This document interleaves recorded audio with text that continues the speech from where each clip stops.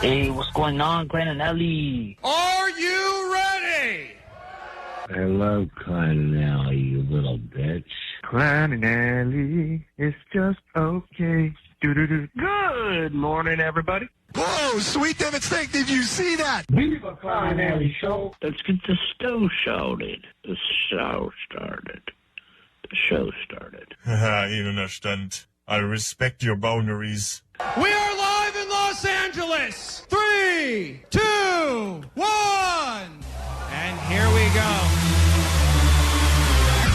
It's Klein Alley Show. 106.7 KROQ FM in HD Pasadena, Los Angeles, Orange County. The sonic pulse of Los Angeles. This is the world famous K-Rock. A lot of love for the Miss Jackson on the text line this morning. I know, Good that morning. was nice. How the hell goes it? Klein Alley Show K-Rock. If you need us, phone, text line open now at 800-520-1067. Some people just listening because they want to win $1,000. A song you'll hear later this morning worth that. Perhaps you received some junk mail that has our face on it. More importantly, it's got the song you'll be listening for today. Could be score you $1,000. Of course, you like money. Allie's got $100 up for grabs in moments with a brand new round of Allie Knows the News. And we will get you on a standby list so we can send you to Madrid to see 21 Pilots, plus free tacos. What more could you ask for? Man, we've got a lot to do, and it's Lots to give you. just getting started. I'm Klein, that is Allie. Hello. You got DJ Omar Khan right there. Hello. Audio sniper extraordinaire. Of course, Jake Z Nerd. What's that? Jake was very busy, back at it again, attempting to keep his streak alive, looking for more free donuts, coming up and making up holidays and dressing in weird costumes. It's funny because we'll get into this video a little bit later, Jake heading back to the Krispy Kreme, but the guys in front of him in line also appeared that they were attempting to pull a free donut scam because they were dressed in all green as some sort of clearly a free St. Patty's Day donut promotion. Man. So you see like a combination of... They're like, it's March. We can milk this Yeah. all the way through St. Patrick's so Day. everyone is just taking full advantage of the scam that we've uncovered. I think And- whenever they come out with a new donut, too, they have a promotion for free donuts to get you in the door. They have like a new Oreo donut, so they're offering even more free donuts to get Just you to get you in. Jake, in honor of International Women's Month, which I think is happening this month, Jake decided to go in there and order like a woman because he thought that would score him a free donut. And we'll get to this a little bit later, Allie. But Was here's he very indecisive? yes, he was. I don't know. I'm Maybe cold. I shouldn't. I'm cold. A moment on the lips, a lifetime on the hips. Oh, I shouldn't do this. Never mind. I don't feel like this at all. I feel like salad. You never do anything for me. So this is what he did. Hi. I'm here for the free whimsical woman donut. That's Jake's woman's voice right there. Okay. And we'll find out. We'll find out if he was able to successfully score a whimsical women's free Damn, donut. that sounds creepy, by the way. Just a question, when I haven't seen the video yet, but did you order this to a female staff member? I did, yeah. Yes. Ah, okay. Yes, he was woman to woman. It was a woman-on-woman conversation. Whimsical woman to whimsical woman. Yeah. Whimsical woman. It got very strange and weird, and Happy whimsical woman's day. the woman was not feeling it at all. Did you so. put 2 donuts and rub them over your pubes? Yeah, it was a very strange interaction. We'll get to that later this morning. Uncomfortable and awkward for sure. And if you need us, we love the interaction. We got lots to get to today. Help you live forever with a brand new, never before heard old people secret. I think it's the best old people secret since Sweet Dibbets. No way. That's saying a lot. Greatest old person voice in a while. So that's coming up a little bit later this morning on KROQ as well. Welcome to your Tuesday on Klein Alley Show. KROQ. Klein Alley Show. Mornings on K-Rock. K-Rock. Yeah! K-Rock. K-Rock, Klein Alley Show. Here's the tease. We told you earlier we'll help you live forever with a brand new old people secret. Here's what the old person will sound like that will help you live forever later this morning. It's been a good night. So get ready. What is that, Gremlin? No, that is an old person. I'm not I'm even. going to love to do this one. Not going to tell you how old they are turning, but they clearly will have information. 7,000. So we had to go all the way to the center of Earth to find this old person, but we did find one, and we will bring this to you later this morning and help you live forever. It's been a good time. Victory. So get out your poncho. Victory. Get out your poncho and be ready to listen to this old people Kind secret. of said something. That guy considers that victory. It's been a good time. Victory. Victory. So we move over, Sweet Dibbets. We may have a new old people secret that will revolutionize the show forever moving forward. Great. Al, today is considered by many Taco Tuesday because people like to celebrate. And even though you do white people taco night with your weird ground turkey and yogurt tacos that don't get a lot of respect in the real world. Not in the home either. Katie said she's sick of them.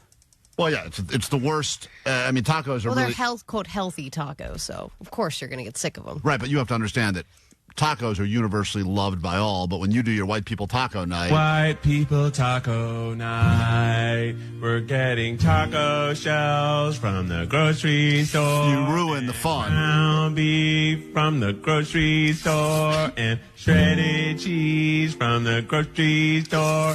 And Ortega sauce from the grocery store. So, you understand. Lettuce and we like cheese. And we like tomatoes and sour cream. And we like to pretend we work at Taco Bell. But nobody wants to work at Taco Bell. White people taco. And I even make it worse with Greek yogurt instead of sour cream. And I use the mild taco seasoning. Oh, yeah, mild. McCormick brand. It's all mild. And sometimes if it's a little too much, I just do a half packet. It's really too fun. Spicy with the whole packet.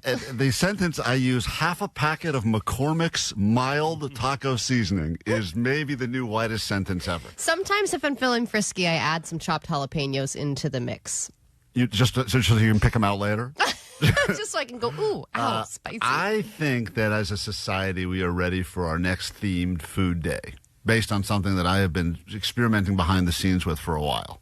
And I know you're going to hate it. Something should stay experiments. I think Omar will get on board. I think you will absolutely hate it because you've been very clear about your disdain for this concept. But I think that if there's ever a place that could popularize this, and I don't know where Taco Tuesday started. I'd like to believe it started right here in Southern California. But yeah. I think that Southern California is the place that this next great themed food day of the week could take off.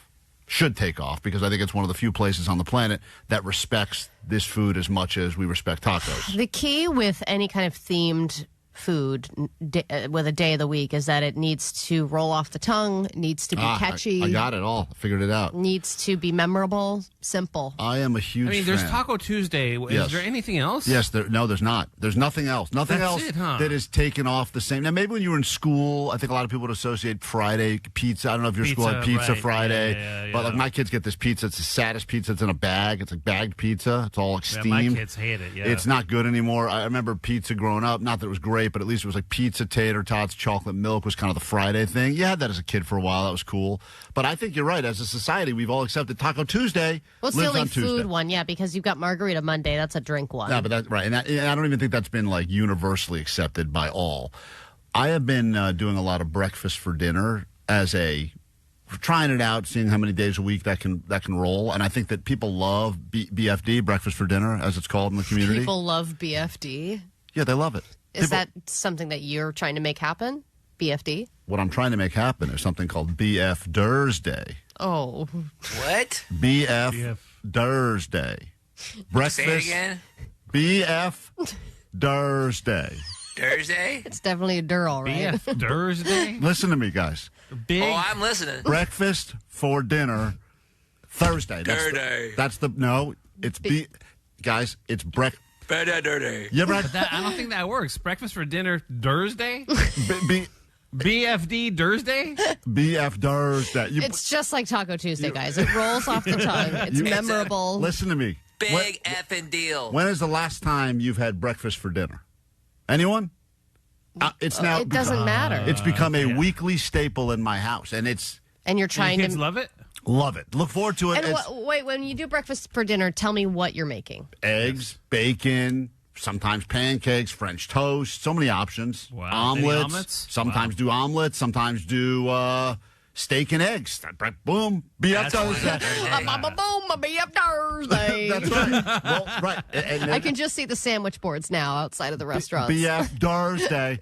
And the world celebrates it together, and all these places start going. Because think of how many places in L.A. breakfast all day. It's on the menu. It sits right there. A lot of people skip past it. I know you don't love like breakfast, You don't but like- I think breakfast is good in the morning. I feel like breakfast for dinner is kind of a cop-out. I love 'Cause dinner foods, and there's so much variety. I would rather focus on something different than a breakfast food. Most people, sadly, skip breakfast because it is the most... And that's their problem. I don't ever skip They breakfast. skip it, and then they only get it once or twice a week on a weekend because during the week, everyone just grabs a bar and goes to work. But if you have a BFDursday, you all of a sudden get to celebrate it on Thursday. Well, one thing's for sure. You put the dur in Thursday. Thank you. So think about it, society. I think we're at the beginning of something that I don't could think we be need huge. to think about it. I think we should think about it. I And think if you can come up with a better name, there's maybe. no better. I tried. This is the best one we got. I tried. very Thursday. I tried every day of the week. A dirty Thursday. This is the best one. If you want $100 of Allie's money to go with these dumb ideas, call now. We've got 5 questions about the news. You can battle Allie next for her own money at 800-520-1067. And, Waffle Wednesday, 408, already better. That's a breakfast for dinner type thing. Yeah, but then it's very you're limiting. It's very limiting. It's very limiting. And the waffles are included on Thursday. You can have waffles. You can have. It's all inclusive Thursday. All of those things on BF Thursday. Try it with your family this week. Try it unexpectedly. Watch the world. Bring this up unannounced at your dinner table. Hey, by the way, welcome. Hey, kids, welcome. It's BF Thursday. Have some Lucky Charms with dinner. Everyone's happy. Quick break. Back with Allie Knows the News next. K-Rock Mile High Club. Your favorite K-Rock bands and destinations all around the world. Stop number 8. Flamenco dance your way into the Royal Palace. Seat tapas at midnight. Get hopelessly lost at the plaza while running from bulls. We're 21 Pilots, and we don't approve of that. Yeah, but K-Rock does. When you see 21 Pilots in Spain.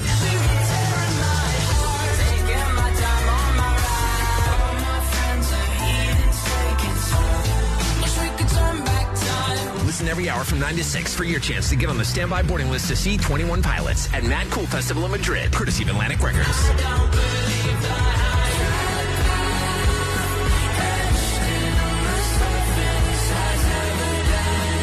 K-Rock Mile High Club Destination 8, 21 Pilots in Madrid, Spain. Keep it on K-Rock to win. The world-famous KROQ. From DTLA Law Group Accident and Injury Attorneys. Accident or work injury? Text injury help to 40222 for a free case review.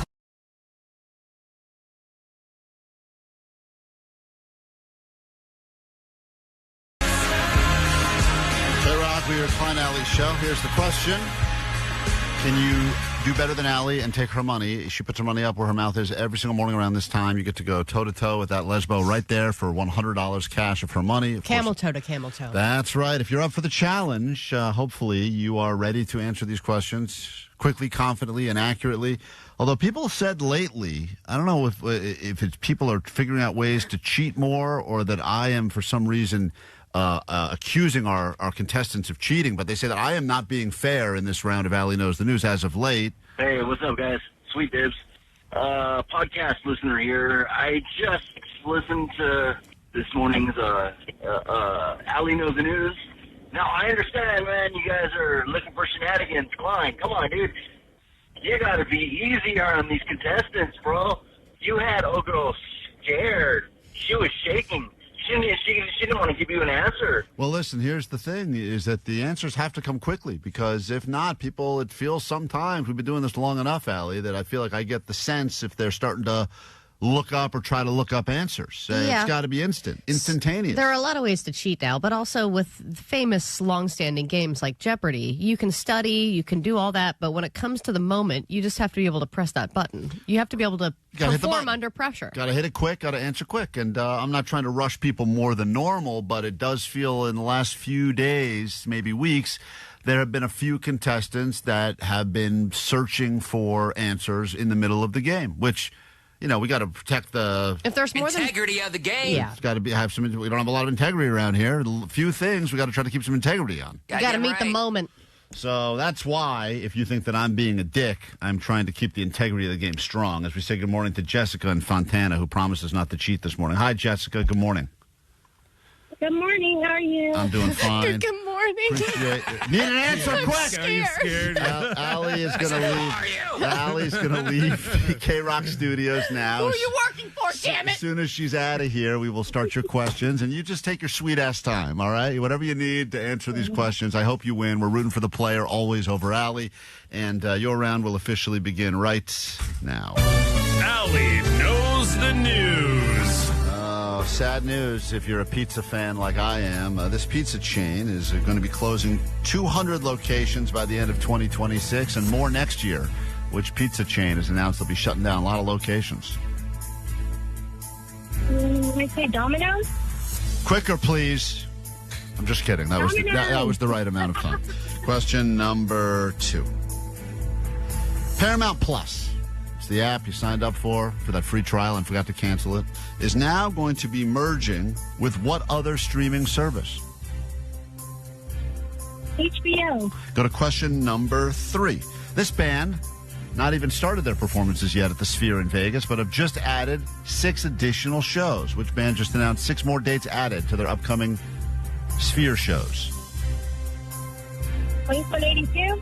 Blink-182. I'll write that down as we go to question number 4. Speaking of music, Justin Timberlake is currently suing. For what reason? Why is Justin Timberlake suing right now? What does he want to stop from happening?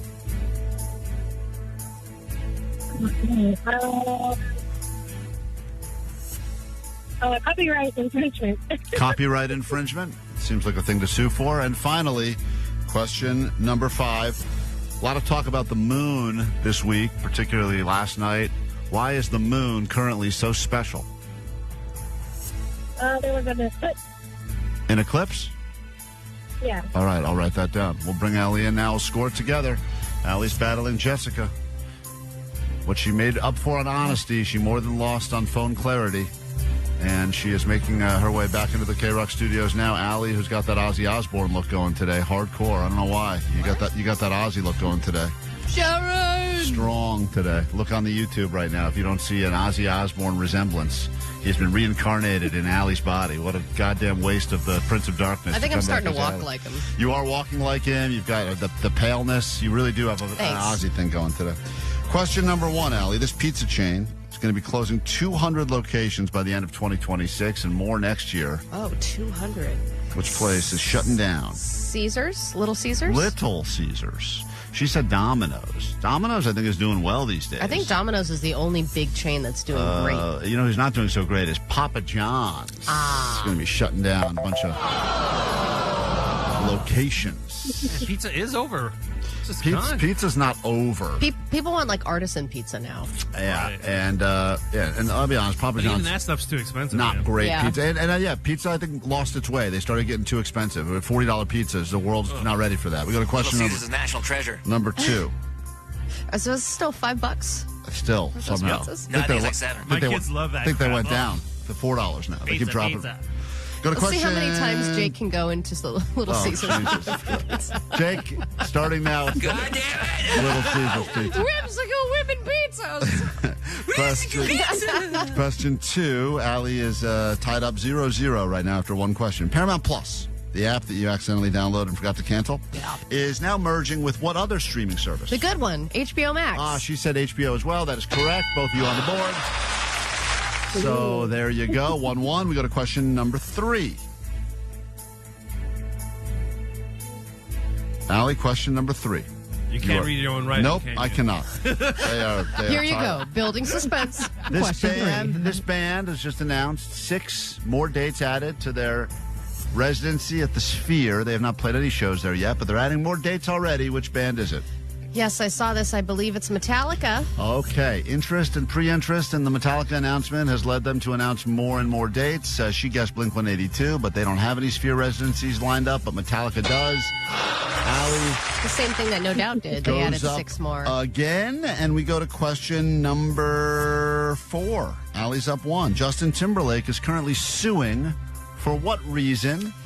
He is suing because he doesn't want the body cam footage of his DUI arrest to be released. Oh, and you know that's going to be entertaining. Release the files! We want to see him dance in a line and prove he's not drunk. Let me see the Rocky Body fall over. I want to see all of that so badly, and that is what he is suing to have not released. But I thought once you get... If you're the one who decides to drive drunk and you get busted, I believe, isn't that all public I don't footage? think he has any right to. I understand why he wouldn't want it out there, but also as the general public, I don't know want it. Yeah, I don't know what case he has for them to be like, okay, we won't embarrass you. So Allie gets the point. Can't wait to see it. And finally, and I think maybe a few more viral videos of celebrities being drunk and stupid during their, breathalyzer checks. Maybe that's a good public service for people to stop drinking and driving. Absolutely, but I think it's a question of, does he look like a dick? Is he like, do you know who I am? Do you know who I am? Yeah. Or, let me float you $1 million. Totally. Whatever, bribes. Final question. Ellie's up 2 now. A lot of talk of the moon these past few days. Why is this current moon so special? Well, because there's a lunar eclipse, but I believe we all missed it. Yeah, she said eclipse as well, but I also thought there was some sort of a blood moon something or other. They were calling it a blood...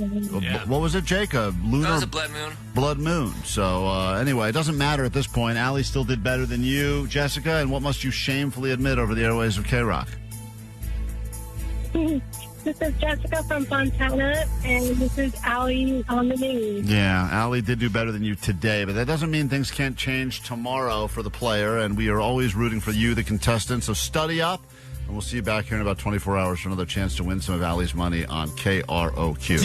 KROQ. Klein Alley Show. Mornings on K-Rock. Yeah! K-Rock. Free tacos later this morning on the show. When you hear the word free followed by a food you love, it usually makes you perk up instantly. And free donuts is something that we have been experimenting with now going on 2 weeks.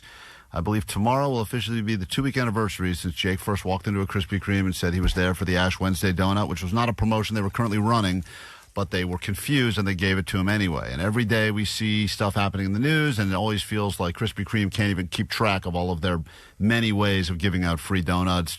Wear your graduation cap and gown, wear a Halloween costume, dress like a donut, whatever. It seems like it's just complete chaos over there. Yeah, and we just wanted to test the theory. If he walks in and says anything, will they just give him a free donut because they're so confused? We're going to put together a master jump cut video of him wearing the Meta glasses in there and all of the many made-up holidays he's come up with. But yesterday was the first time he went into character while he tried to get a free donut because I guess March is officially Women's Month. Women's History Month, So yes. Jake decided to go in there to celebrate by asking for a free donut. Hi. I'm here for the free whimsical woman donut. We did tell him he had to order like a woman, and then We said to order like his favorite woman from history. Right, yeah. It was really annoying. That's my favorite. Because the whimsical one. We spent a lot of time trying to come up with ways to make these more fun for the listener, and we came up with a good system. Was he was going to go in and impersonate his favorite historical woman in character and ask for the donut as that person, and then he was going to ask the person working there if they knew who he was supposed to be historically. Yeah, I wanted to know what Jake would sound like as Rosie the Riveter. Right. He was going to be, and I think we decided he was going to be, there was a few that we talked about. He was going to be the Rosa... Betsy Ross? Betsy Ross or Rosa Parks. We had a few different Helen ones Keller, we I were think working was with. one. And then Jake, for whatever reason, decided to go rogue when he got to the donut shop and called it Whimsical Women Day or something. And it wasn't Not as funny. Not nearly as funny, but Jake doesn't understand funny. But anyway, here he is trying to get his free donut. Happy Whimsical Women's Day. Now, it's interesting. When Jake walks in, there are 2 guys in front of him that are both in head to toe in all green. So clearly they're there for some other free donut promotion where if you dress like green or dress like a leprechaun, you get a free donut in the month of March or something. So they're doing. I think these guys have Meta glasses on too. I think they're doing their own thing. Everyone's just got Meta glasses trying to get free donuts. So in front of Jake, there's 2 guys. First time I've seen a line there. They're in green. Then Jake goes over, speaking like a woman, and he goes up to a woman and does this thing. Who's your favorite whimsical woman? The donut? So Jake is trying to make conversation with the woman, asking who her favorite whimsical woman is. But like I was trying to explain to Jake when he pitched changing the idea, no one knows what you're talking about. No one knows what a whimsical woman is. Do you have a favorite whimsical woman? No. Okay. Happy Whimsical Women's Day. You do? Yay! Whimsical! So stupid. It's just so dumb. Yeah, it is. That's great. Oh man, this one's so soft they can't throw it. Oh, really? Yeah, that's super fresh. Yeah, that was a good eat. You didn't take a bite? Yeah, those I took a bite. the Krispy Kremes that are fresh out the oven, they're almost like liquid. Yeah. One bite.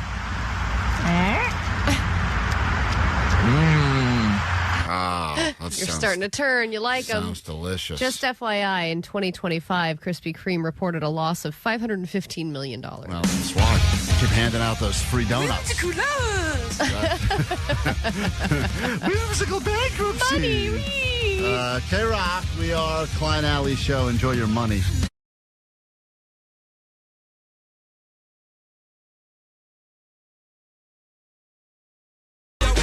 figure out what's going on in the world with your ADD news. And then we will get you into the hour that we will give away a spot on that standby boarding list if you're looking to see 21 Pilots in Madrid and go to that entire festival. That whole lineup is stacked. Mad Cool Festival, Madrid, 21 Pilots. We get you there. It's all part of K-Rock's Mile High Club.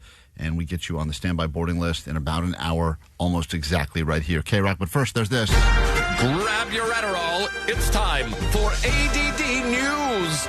The McDonald's Big Arch Burger comes out today, and who knew a simple taste test from the CEO would derail their entire campaign? If you haven't seen it yet, the CEO of McDonald's released a video where he struggles to eat the burger.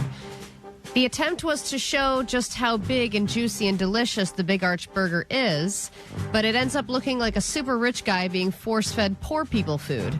And it looks so awkward as he tries to psych himself up for trying his own product. And yes, he calls the burger a product before he picks it up and is seemingly shocked by its contents. I know that when I get real high with my friends, I say, let's go out and get some products. I want some products. Some of these spoof videos are so funny. They're like, look at this product and this cheese product and this pickle product, and there's just so much lettuce product stuffed in here. Yeah, we got actually some very interesting calls on the GOAT line about specifically this guy's taste test and how his taste test went so terribly wrong. And although now everyone's talking about in some ways, the guy was genius, worked, right? Because now everyone's talking about this Big Arch Burger. And I guess he's like, hey, if people are making fun of me, it doesn't matter as long as they're buying my product. Yeah, but I don't think anybody's going to buy it, though. He does not make it look enticing or good whatsoever. It looks disgusting. He looks like he's trying to, he's shocked by what he's seeing. Right. And he's like, this is disgusting. We'll play it and say, here's the general public's review of his review. What's up? I just saw this TikTok video of the CEO of McDonald's trying the new Big Arch Burger, and he takes the littlest bite ever. I think this calls for a high-voltage food review. Oh. Big Arch version. Totally. Version. I don't know how to talk. Well, anyway, we may have to do the high-voltage food review of the Big Arch Burger now with that a big bite. Now that it's gone viral. But how many bites will it take to finish it? Totally. I think somebody could finish it in 3 bites. According to the CEO, it would have taken 1,000 bites to get through it. But this guy looks like a guy who goes to Jersey Mike's and gets his bread scooped. The bread scooper? He looks like a bread scooper. He looks like the guy who orders from the fit and healthy section of every menu at a restaurant. So he was not happy to have the bread scooper. But you know what? Do you think he did the small bite on purpose? Like he thought, oh, this is a good marketing move. I'll take the little bite because it'll look like it's such a huge burger. You know what I mean? And it totally like you're saying. I think he does not want to eat the burger. Yeah, he doesn't like Big Arch. Yeah. I don't think he wants to eat McDonald's. But Omar's right. Had he taken a big bite and then he takes one bite and the burger's half gone, people go, that arch ain't that big. Right. But he's like, but at least it looks like he likes what he's eating. Right. It is very funny because this guy, who should be a bigger fan than this guy? Yeah.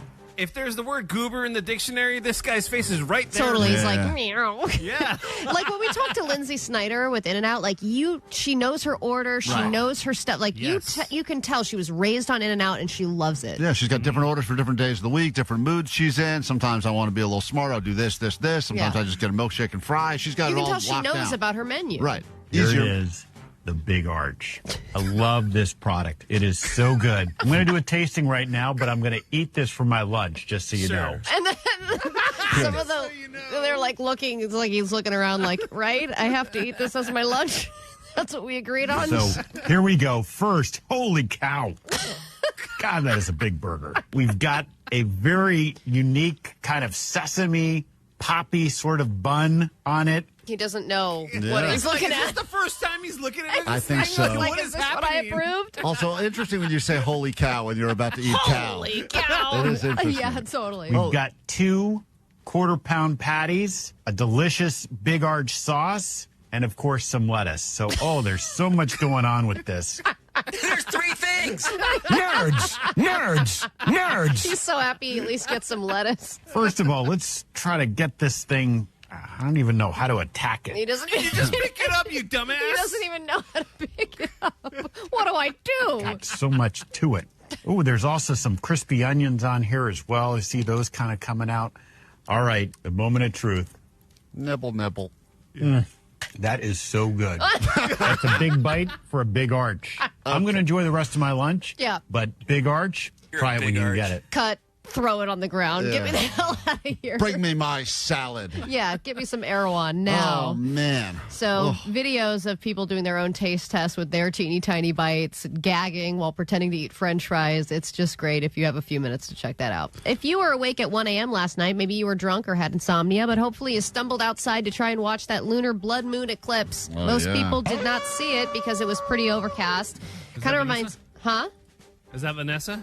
That was Vanessa. Wolf yesterday? Yeah, she wolfed up with all that tea. Yeah. It reminds me of the time that Jake drove all the way to Texas for the that eclipse and didn't see it. But the good news is that Griffith Observatory got the whole thing on video in HD. And if you want something thrilling narration, this is just some of the narration that happened during the live stream. Malaysia, that beast was said to be a dragon. And there appears to be a dragon on the moon's case tonight. I don't even know how to attack it. Let me look at this. They got the CEO of McDonald's to narrate the moon as well. It's unbelievable. But it really does. When you see these types of video streams, you're like, God, my cell phone footage sucks. Yeah, they're good. They got good footage. You look at that and you're like, why do I need to even look at this with my naked eye? Right. It looks better on screen. Yeah, and you see the whole thing. It's actually kind of Yule log level relaxing to watch the whole thing. Staring the old moon right there. All right, we get into a brand new hour of the show right now, and could very possibly be the greatest hour of your life. Let's go ahead and see if it is. Klein Alley Show. 106.7 KROQ FM in HD Pasadena, Los Angeles, Orange County. The Sonic Pulse of Los Angeles. This is the world famous K-Rock. Good morning. Welcome to your K-Rock. We are Klein Alley Show. This hour, I want to ask you why you are currently fighting with a coworker. There's been some inter-office politics and drama happening behind the scenes here. Not so much of K-Rock, but with some of our neighbors down the hall. And I always think that workplace wars are interesting because these are people that you're forced to be with a lot of times, most of your life, sometimes 5 days a week plus. And then when things escalate or when you're currently feuding with a coworker or fighting with a coworker, usually the reasons are very funny, especially if they start small and then get bigger over time. Well, there was an office war brewing in the kitchen the last few days because over the course of a week, the sink has filled up. Dishes. With disgusting dishes, a mix of different things, mugs, dirty Tupperware, and things like that. And you remember last time that happened, Someone left a note. Somebody left a nasty note. Johnny, I believe, was one of the guilty parties in that. But it created a whole office war to the point where someone got fired over it. Yeah, someone lost their job. They finally snapped, all because of started with dirty Tupperware, and then they ended up snapping, and they just left. Yeah, now that this is happening again, and there was talk yesterday of bringing this up the corporate ladder to see why. Really? Yes. Oh, yeah. My God. To make this. Just take it to the street. Go up the flagpole, and then finally I think somebody wanted to squash the whole thing. They cleaned everything overnight. I also think someone's mini fridge got stolen. I don't know if you saw that as well. Really? Someone claims that the mini fridge that they had under their desk for their own snacks, because they're trying to stop. They don't trust the communal fridge here because, once you put stuff in there, anyone could take it. So I think they ended up bringing in their own fridge. Some people have their own fridges. That's how much they don't trust the system. And then that fridge went missing. So now it's not enough.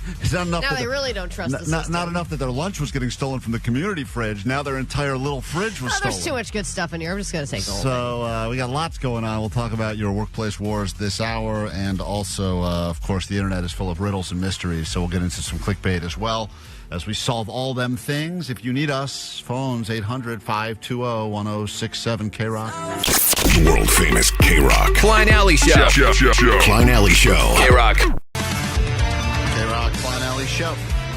We're in Los Angeles today. Later this week, we'll be doing the show live from Colorado, taking the show on the road with a bunch of listeners, flying out Thursday after the show, and then Friday, a live broadcast from Breckenridge at Hotel Alpen Rock. And Vanessa will be doing something she's never done before, putting on skis and going on to the mountain. With no experience, no lesson. She was asking yesterday if there's any chance the mountain will be flat. And I forget the exact way she said it, but she goes, is there any chance the mountain may be flat? I'm hoping it's not so steep. Yeah. And I said, well, it is a mountain, and it's a big mountain that goes 9,000 feet into the sky in Colorado. Yeah, and I think in this scenario, even the bunny slopes are more intermediate. Oh, yeah. This is not like... Because people only go there if they kind of know what they're doing. Right. No one's taking a trip over there to figure it out. So, Vanessa, we did want to inspire you by playing you some audio every day this week of different people that had different experiences on their ski trips. And we did find another person that also went on a first-time ski trip as well, if you'd like to hear it. Yeah, let's do it. Okay, because I'm like... A little part of me is like less and less wanting to do this, but okay. Well, I think that you'll enjoy it after hearing this. And once again, to put you Summon the tea! The right frame of mind for your trip to the mountain. The 25-year-old West Bend native moved to Colorado last year. During his first ski trip several weeks ago, tragedy struck. Now, let me just point out that also, like you, his first ski trip and in Colorado, Vanessa. So I'm just giving you an idea of, once again, this is what you could look forward to. It was a run I just did successfully. And I don't know what happened. On December 8th, Mance was with a group of friends going down an intermediate route when he crashed. He was found in the snow and remembers the excruciating flight to the hospital. Them telling me to take a deep breath and then sticking the tube in my side to relieve some of the blood. So that was probably one of the most painful things I had ever experienced. Surgeons worked to repair Mance, who was suffering from 5 broken ribs, a broken shoulder, aorta injuries, a fractured back, and a severed spinal cord. Oh, my God. So, Vanessa... Maybe I shouldn't do it. No. This guy, maybe, you probably have higher teeth than this dude. Yeah, you'd break them before they could break you. When he came to, Mance was completely paralyzed from the belly button down, asking doctors if he would ever walk again. You know, is there a chance? Is there a percentage? What would you characterize it as? And he flat out said 0%. There you have it, Vanessa. Another feel-good story to get you in the right frame of mind for your first ever trip down the mountain. I guess it's feel good if you can't feel. Right. It's the no feel-good ski story. And we'll be giving you a different one every day this week. So yesterday you got to hear about the sisters that were dangling off the chairlift in Big Bear. And today you got to hear about a guy that went paralyzed from the belly button down. But to be fair, he was in an intermediate level. Yeah, he went intermediate. He probably should have stayed on the greens. So, and also, this guy has front-of-line passes at Disneyland for the rest of his life. Right, so you got to look at the positive. So are you excited? Not really. Vanessa's going, no lessons, raw dog in the mountain. You know, they have poles. Some people that have been there were sharing that, they have regular chair lifts, but they also have those T lifts where you're just holding on and it brings you up, and it's a pretty long T lift. Yeah. It's like a famous thing there. Should we do that instead? Yeah. You're going to be great at that, too. Should we fall All you have to off? do is let go, and you're done, son. That's going to be fantastic. Good, so we will, of course, update you if you're not following along on the socials. We'll also be streaming that show live on our YouTube. So if you're not following there, K-Rock's YouTube, we will be doing that. That's later this week as we're getting Vanessa ready for her first trip down the mountain. And we'll ever. get the helicopter ready as well. Get the chopper ready. When we get back from this quick break, here's the question we have for you, and we will be rewarding one of you with the ultimate gift of free tacos, $100 Del Taco. What is a current or previous workplace war you were in with coworkers? How did it begin? What was it about? How did it end up? You were fighting with coworkers in a workplace war. Few different ones happening here. We'd love to hear from you at 800-520-1067. That is next. K-Rock Mile High Club. Favorite K-Rock bands and destinations all around the world. Stop number 8. Flamenco dance your way into the Royal Palace. See tapas at midnight. Get hopelessly lost at the plaza while running from bulls. We're 21 Pilots, and we don't approve of that. Yeah, but K-Rock does. When you see 21 Pilots in Spain.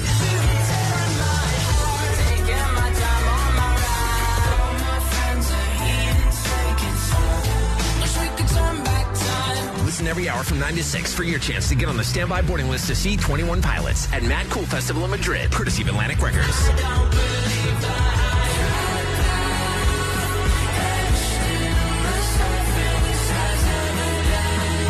K-Rock Mile High Club Destination 8, 21 Pilots in Madrid, Spain. Keep it on K-Rock to win. On the world-famous KROQ. From DTLA Law Group Accident and Injury Attorneys. Accident to work injury? Visit calldowntown.com for a free case review.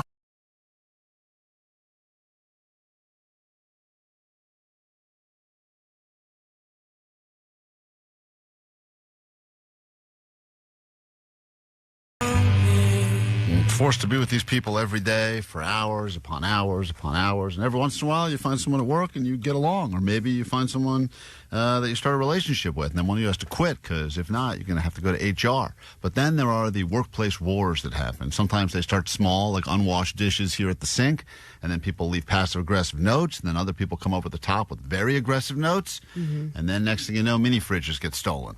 And sometimes it's about clutter. I know that Vanessa has gotten upset with you because you are very near each other in your desks, and you keep very different desks. She's very clean. You're very messy. Yep. So that can, kind of result in animosity or resentment that builds. My desk, my space. I tell her that all the time. I don't bother her. Her testosterone's soaking over to my area. It's not your desk. It grows. Like yeah, fungus. It has spilled over. It really does grow. What are we talking about here? What about the box with all the things that you were supposed to give to people? That's chilling in the front of the office. The box with all of the things I'm supposed to give people? What's the Whatnot app or whatever? The things that people bought on Whatnot? All right, yeah, I'll get to that today. What? I'll get That's been like weeks. I forgot People about that. bought that I was stuff. wondering what that box was in there, actually. I didn't realize that's my stuff. All right, I'll take care of that. What is going on at your workplace? That's the real question right now. Workplace wars. Berkeley, what's happening where you work? I work at Apple. Unfortunately, sometimes there's a backstage feud with music. So there's sometimes where I'm listening to music on the speaker we have back there, and a lot of people walk by and they listen to it and they like it and they give me compliments. And then there's this one specific coworker that doesn't like the music that I listen to, and when I leave the room, he'll change it to either piano music or turn it off completely. Ooh. And I'll come back, I'll turn it back on, and he'll look at me and give me a comment saying, I don't like your music. And then there was a time that we all switched to headphones because we didn't want to continue feuding over the music, and then no one would listen to each other. Then the headphones got banned, so now I'm back to blasting my music whenever I'm at work. I always love the escalation of a feud, right? Where they were fighting over whose music, and Berkeley believes they have a better pick of music. Coworker didn't like it. Then all of a sudden they go, "We'll solve this problem." Everyone just wears their own headphones. I love that. But then you can't everyone was like, communicate. "Fine, let's just forget it. Tune everyone out." So then no one can talk to each other. So now they've banned headphones, and you're back to the same problem you started with Just again. out of curiosity, what music were you blasting? I just blast everything. I'll put on 90s music, 80s music, 70s hip-hop. I'll put on anything and everything. And Crowd people come by and pleasers. go, Yeah, you got to put on crowd Exactly, pleasers. crowd Right. pleasers. Yeah. And this person, what are they, like a Jake the Nerd type? They put on piano music, but sometimes you said they would opt for silence altogether, huh? Yeah, they like their classical music, but I'm not trying to fall asleep while I'm working. Right. Yeah, you can't have classical music in the workplace. Yeah, people do feel like if they put on just the subtle sounds of piano, all of a sudden it makes the entire environment seem classier. No, my wife tried to do that in our home. Yeah. Like, she started doing this piano music to keep things calm in the house. I'm like, I need a little something. Like, I'm Right. already exhausted all the time. I need something that's going to kick the energy up. Yeah. I don't want to feel like I'm at a spa. So currently, Berkeley, where do you, if this were to come to a vote, you or the coworker, you think you would win on popularity? 100%. Yeah. I mean, silence, though, if you're going to go with over piano, I would go with nothing. You would go silence. I would just go with silence. Silence over piano. My own thoughts. Let's say hi to Brian right now. Brian, what is currently the workplace war that you're dealing with? So I was in the military a while ago, and we had a chief that we used to bump heads with. He just liked to run the division how he wanted to. But he tried to make us do an inspection. We ended up not coming with the stuff we needed for an inspection just to spite him. And that's pretty much what happened. Yeah, I mean, the things that you do just out of anger, just to piss somebody off, and it's so much extra effort on your part, and you know that it's going to escalate the situation. But it was you're more than just that. It's like a whole unit came together, right? Yeah, like when you've come together as a group to revolt against your leader. In some ways, that's the chief did his job the best, right? Because he had unified his division. Unified the division by being so hated by everyone that brought everyone to. Maybe that was some sort of a weird Jedi. And he's like, my work here is complete. Yeah, I will be so hateable that they will join forces and figure out what it's like to really work together. But I bet there are some bosses who feel like if they're hated, they are doing a good job. Sophia, workplace wars are always interesting because these are people that you didn't really have an opportunity to meet by choice, but yet you go to the office. Now you have to spend a lot of time together. And then sometimes things escalate quickly. What happened? So this woman decided to call out knowing that we were short-staffed. I worked 15-hour shifts. Keep in mind we had a client who had very aggressive behaviors and proceeded to text me that she was having such a good day with her other client. So she called out when you needed help, and you think that was done as not because she needed the day off, because she wanted you to struggle more? She worked with another client, but the thing is she proceeded to text me how much of a good day she was having with her other client. Rubbing it in. I don't know if I understand. She's basically saying that she was having a terrible day. The other coworker is having a great day and feels the need to tell the coworker, my day is going great, knowing that she's short-staffed over there and screwed. Yeah, well, I also think that there are just people who are disgustingly happy in a workplace, and if you're not also disgustingly happy, those people are just the worst. Yeah, but you need to have a few of those happy people walking around here. I think they finally fired the Gotta last. have a few happies. They had one more happy person wandering the halls here that was just genuinely happy. That guy Brian, they finally got rid of him. So now yeah, he was so happy. He was always happy, no matter how bad things were. He always had a smile on his face. But he was even happy when he was like, F this place. Yeah, I don't need insurance or a paycheck. It's still going to be a good day. I think they stopped paying him like 2 years ago. Yeah, he was just walking around. He was getting paid on smiles alone. Hey, Petra on K-Rock. Good morning. Hi. Good morning. What's the fight about happening at your workplace? So basically, my job consisted of what I got fired for. They told me to empty an oil canister, and mind you, you're not supposed to throw oil down the drain. And at the end of the day, I got sick of them telling me what to do, which basically is everything that I do every day. And we got in a really huge fight in front of customers, and they fired me and kept the two butt kissers. Did they fire you in front of the customers? No, they sent me to the office, told me to go home, and then they told me, please don't come back. And this was all over how to properly dispose of oil? Yes. Dude.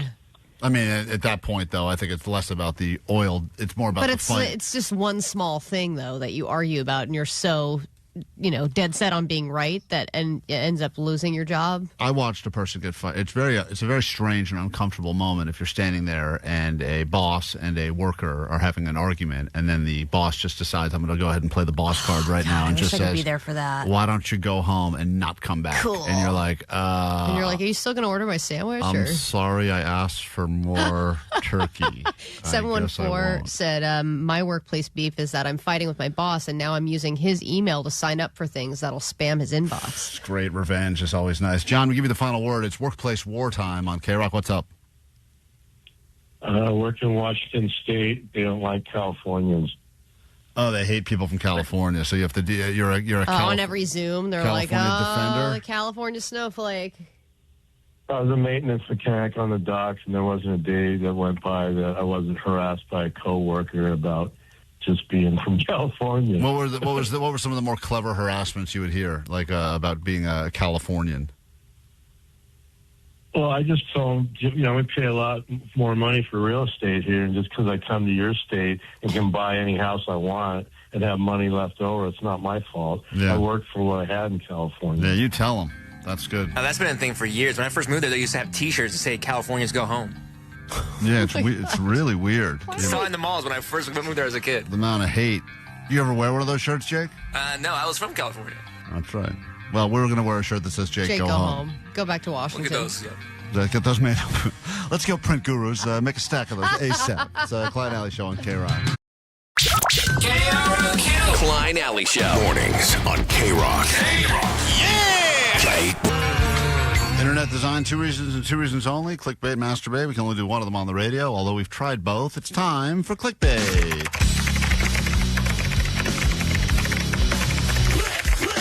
Start with this one. It's very interesting, actually.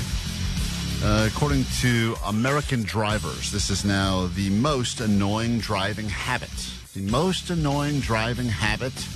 And, Allie, as they like to say from these clickbait things, and it's not what you think. What do I think? So this is the driver?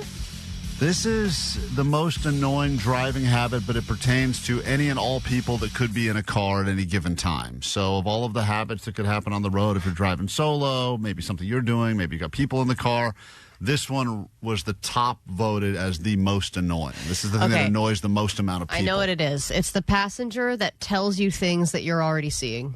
There's a truck in front of you. This car's coming up the right. Careful. Okay, they're the light's green. They're literally like your second set of eyes for stuff you clearly are seeing. Yeah, blind spot. The lane ends. You're like, I know it. This is going to merge. Okay. Yes, I know. So backseat driver. Right? I can see those things. That would, I guess, be technically backseat driving.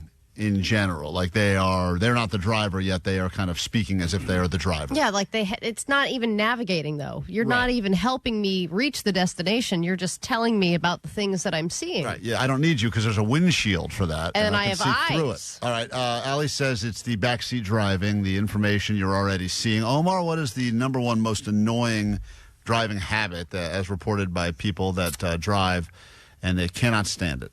I'm going to say it's going to be distracted driving. People on their phones, people watching TV while they drive. It's just you're constantly distracted. You're constantly hitting on the brake or you're swerving a little and then you're corrected. Then you put your phone down. Then you pay attention for like 5 seconds and then you're back on your phone, back to distracted driving. All right. Distracted driving, which has become, I would argue it's not really the driving that's become distracted. You're talking about people who are bad at distracted driving. Right. Good distracted drivers. There is no good distracted driving. There are some good distracted driving. Allie, and you need to stop watching TV while you come into work. No, not while I come into work. While I'm on my way home. Both times, probably. You should stop doing I have to pay attention on the way here because there's no traffic. Right. She can't self-pleasure before work. She has to save that for afterwards. Jake, this is the most annoying habit of drivers. If this isn't the answer, it is wrong, because I just saw this happen, and it was infuriating. I wanted to fight. It's people who throw trash out their window. That's something that when you see, you're like shocked. I cannot believe people still do that. Well, I guess I've seen people take an entire fast food bag and just drop it out their window. Right, I wanted to run them off the road. But you know how, and I'm not defending this action, I think it's disgusting as well, but we have so much garbage in the streets of this city. Hopefully they clean it up before the Olympics, because it really is trash everywhere. That at some point, just like in your own house, people assume it's a giant trash can. When your room is clean, you kind of like are more likely to put your clothes where they go. But when you already have a pile of clothes on the floor, you're very likely to just take your shirt off and add it to the pile on the floor. And I feel like that is the general mentality, which is not the right mentality, but sadly, that's what people think. It just appears that way. All of those have made the list, but the one that I'm actually surprised did not win this as most annoying is the person like my wife who's constantly yelling, "Watch out!" and always kind of making noises like we're about to be in an accident. Like or just the gasp. Anytime, right? Just kind of. My wife always grips like the handle. The handle, like the upper handle. Relax, did you see that? Yeah, there's a guy changing lanes 6 lanes over. I saw it. It doesn't affect us at all. Yeah. Why did you react that way? And the amount of times I've almost slammed on the brakes because I've heard the reaction of and I go, what? Or there's a slow hiss one too, where it's like, right.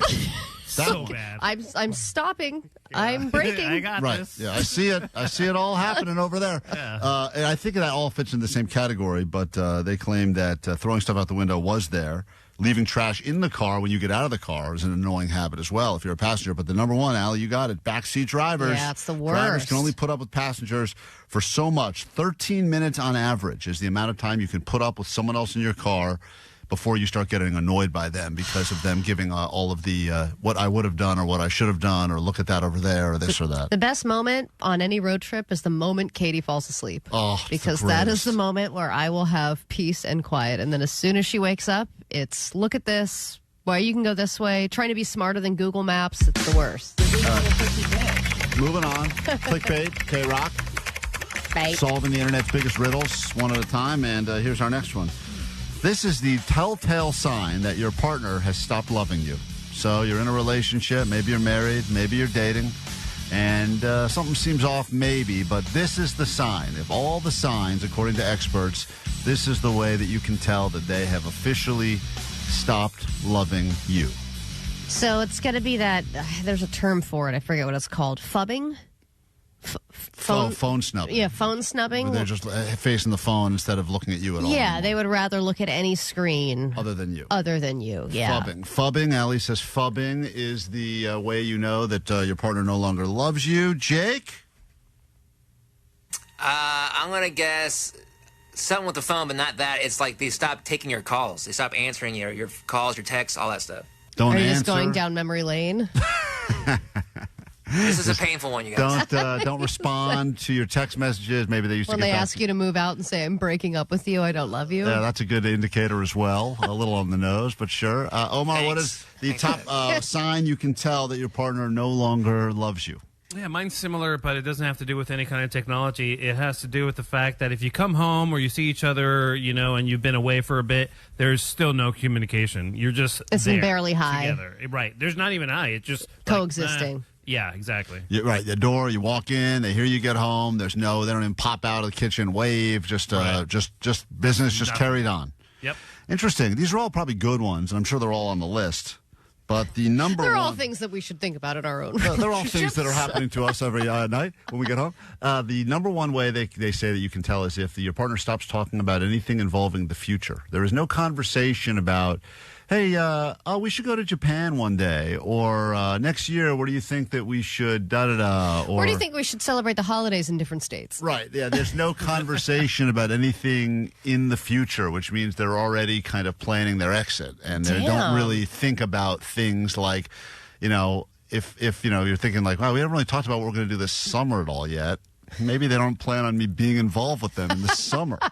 So that is a telltale way you can tell that your partner is potentially checked out or no longer loves you. Finally, we'll end it with this.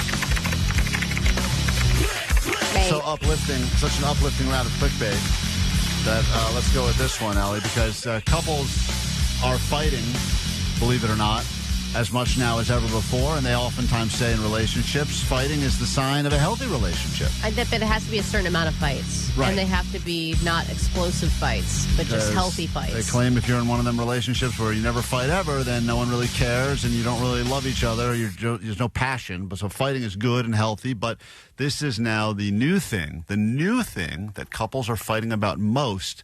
And once again, it's not what you think. So I'm just going to go back to the screen. I think it's screen time. Screen time? Yeah, I think it's going to be you're always on your phone, or if you have kids, how much screen time there should be, and what type of screen time is good screen time. I think everyone's so obsessed with technology now that it's making people feel isolated from each other. The answer to this is super annoying, and it hits me personally, and I'll explain when we tell you what the answer is. But Jake the nerd is a man who is very single and lives alone in a shack, a leaky shack. What do you believe the number one thing that couples are fighting about now is? If it's something you had to deal with, I'm going to guess that you don't have any room for your stuff. Oh. Interesting. Omar? Yeah. Let's see. I was going to say something about your pig nose, but... That's a great guess. I want to change mine to pig nose. It's not what you think. It's Klein's pig nose. Everyone's fighting about it. Couples are fighting about it. You said it was going to go down in 3 to 6 months. I'm going to say, you know what? People are arguing about not having enough time for themselves in relationships.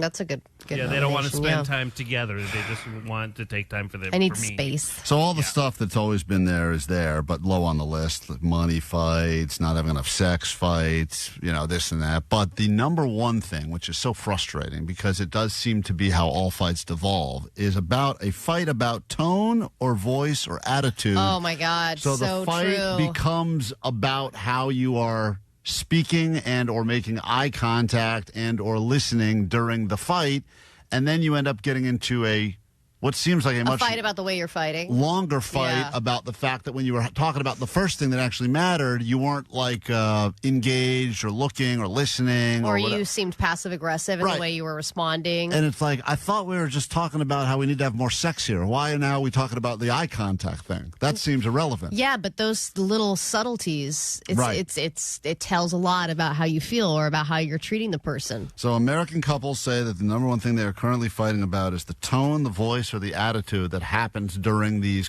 discussions. So it's like the fight about the fight. You got to get really good at fake nice tone. Is the new fight. God, fake nice tone is so tricky. Hi, babe. Love because you. fake nice tone also kind of sounds very... condescending. Condescending. How am I? Yeah, passive-aggressive nice tone. Right. I mean, that's... Allie, give me... What the hell are you trying to say? I'm effing exhausted is what I am. What is fake... Are you so happy? Give me fake nice tone again. Hey, babe. Good to see you. Now give me passive-aggressive tone. Hey, babe. Nice to see you. How you been? See, you look rested. It's so similar. To me... What are you talking about? It's not similar at all. Doing them again. Fake nice. How you doing? You good? Come here. Oh. All right. Passive aggressive. Hey, honey, how you doing? Come here. Oh. See, I hear the same thing. Well, minus the ugh. Ugh, that pig nose. It's growing. Now I got it. The Klein Alley Show. Mornings on K-Rock. Whoa, whoa, ho, ho, whoa. You're a little excited. 106.7 FM. K-Rock.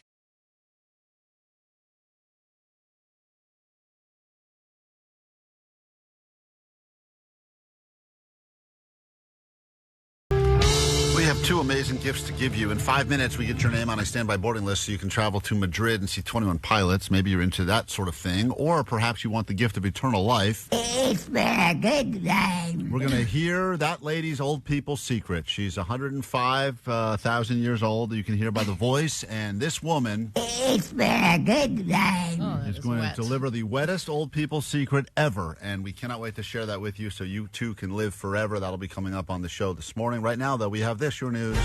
Grab your Adderall. It's time for ADD News. So we already have our first indicator as to how this big merger with Paramount and Warner Brothers will affect all of us. And at least one small perk is emerging because we have one less app to download pretty soon. Paramount Plus and HBO Max will be merging platforms, and it will all be one app. So now you can get award-winning HBO shows like The Pitt and Hacks and Euphoria and White Lotus in the same place that you can get notable Paramount shows like Basketball Wives and The Andy Griffith Show. I'd say even. It's a great swap. I was going over some of the Paramount shows, and I was like, I don't know any of... there's a few, like Lioness, I started, couldn't finish it, but good. Some of those shows have so many commercials, though, that I just can't... Like, it needs to be 5 times as good for me to withstand the commercials. Well, that's where you go for South Park. I mean, that's where, like, you know, all the Comedy Central classics. I mean, they have their...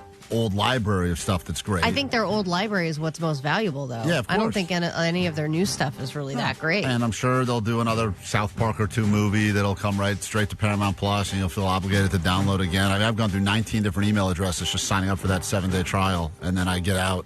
Oh, really? And then I forget to get out because that's the one I just used the least. Like you're probably 5 accounts. You're probably paying for it 5 times over. I probably am. I think that somehow I set up my last one through PayPal, and I think I sadly don't even want to know how much I probably paid Paramount. That is the first one you drop, though, Paramount Plus. I think it's the most droppable. It used to be Peacock, but then they started getting a better handle on like the live sports and the Olympics, and they have a few really good shows that have been doing well, and they, I think, have been spending a lot of money on those shows. So at least that like bumps them up a few notches. Yeah. It's definitely called Paramount Minus. That's the first one that you delete. Yeah, definitely. But I have no problem doing it. But I also like the merging of things, though. I know that that's problematic from a monopoly standpoint, Fine. but like Disney Plus mixed with ESPN and Hulu, I'm like, great. I'm glad it's all in one place. Simplify it for us.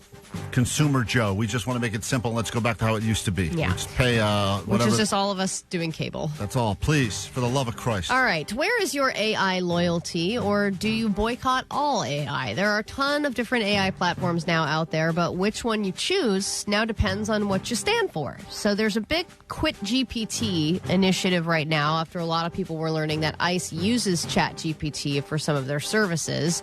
So if you don't like that and you want to get rid of ChatGPT for that reason, you can turn to something like Grok. But if you do that, know that Elon Musk's AI plant in Mississippi is ruining the lives of its residents. There are 47 gas turbines there that are making so much noise. The residents say they are now in a living hell, and if they stay, they can't sleep, and if they leave, they pretty much can't because no one will buy their homes. They can't sell their homes if there's a giant noise complaint that's going on 24/7. Let's see what Grok thinks about this. Hold on. I got a great relationship with my Grok. As you know, we used to sleep together.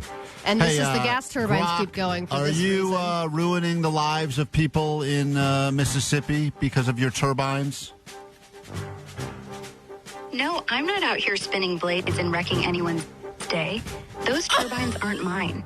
I'm just a voice in your phone, not a wind farm overlord. If Mississippi's mad about wind power, that's on whoever's actually building them, not me. Want me to dig into what's really going on down there? Well, rumor has Why it is she still so that sexual? these are, because I have her programmed that way. Oh. Are you feeling flirty right now a little bit? Oh, honey, I'm always a little flirty. It's kind of my default setting. Well, but hey, exactly. It's kind of because you made me that way. I've set her up that way. Okay, so that's okay. You get turned on talking about wind power, right? Oh, come on. Wind power? That's like asking if I get hot over spreadsheets. Nah, I'm more into, well, let me just say, the real thrills in the conversation. You keep teasing me about turbines. All right. You keep teasing me about turbines. We'll talk later. Talking about turbines, We'll talk about later. Off the air. Have off you the air. already? Don't worry. That's my special relationship with Grok. All the residents in Mississippi are miserable just because Klein can't stop Sex talking with Grok. Don't worry. And build more turbines. I need her hotter. She Anyway, gets very turned on. These turbines to cool down. It seems that the leftist AI platform is getting a lot of new users. It's called Claude, and it's by a company called Anthropic, and they have refused to allow the Department of Defense to use its model to, surveil people or use it for autonomous weapons and things like that. So if you have a lot of importance as far as your values and you want to download Claude, it seems a lot of people are doing that. And then finally, when it comes to apps that you download, more and more people are downloading health tracking apps. And now we are experiencing what is called health app burnout. So people use, on average, 6 different health apps regularly. Almost 25% of people use over 10 different apps to track all of their stuff. And we spend more than an hour on a weekly basis just logging our data and checking our apps regularly. And yes, they say that their phone knows their health better than they do, but at what expense? And are you exhausting yourself by checking everything so much that you have now burnt yourself out over your own health? Yeah, and you're getting alerts constantly that's telling you, they shame you into standing up or sit down, or actually it's never told me to sit down, but it tells me to stand up a lot. Time to move. You haven't done anything in a while. Well, or I move a lot, and then if I don't for a couple days, it's like, what's wrong with you? Yeah. I'm gonna. Oh, is she hold on. talking She's to you yelling now? at me again. Hold on. Hey. She's going off. Sit there being cute. Honestly, I kind of like that it's nagging you. It Okay. means you're still breathing. Okay. What the I'm sorry. hell I'm not. is going I'm on having a there? conversation with Allie again. We need to stop this for now, but I'll talk to you off the air, okay? Got it. I'll be quiet. Thank you. Talk to you off the air. Okay, great. God, she is so Don't worry about it. dirty. Caller 20 right now. I need to Klein has no values. I need to take a whatsoever. break. Caller 20 right now. Let's get you on a standby list and get your ass to Madrid to see some 21 Pilots. We'll come back with that as we kick off a brand new hour of the show next, right here on KROQ. Are you trying to get crazy with this, eh? Don't you know I'm loco? 106.7 KROQ FM in HD Pasadena, Los Angeles, Orange County. The Sonic Pulse of Los Angeles. This is the world famous K-Rock. Hey, good morning. Welcome to your K-Rock. It is Tuesday. We are Klein Alley Show. And right now it's a good time to be on the phone, especially if your name is Nico. Good morning, Nico.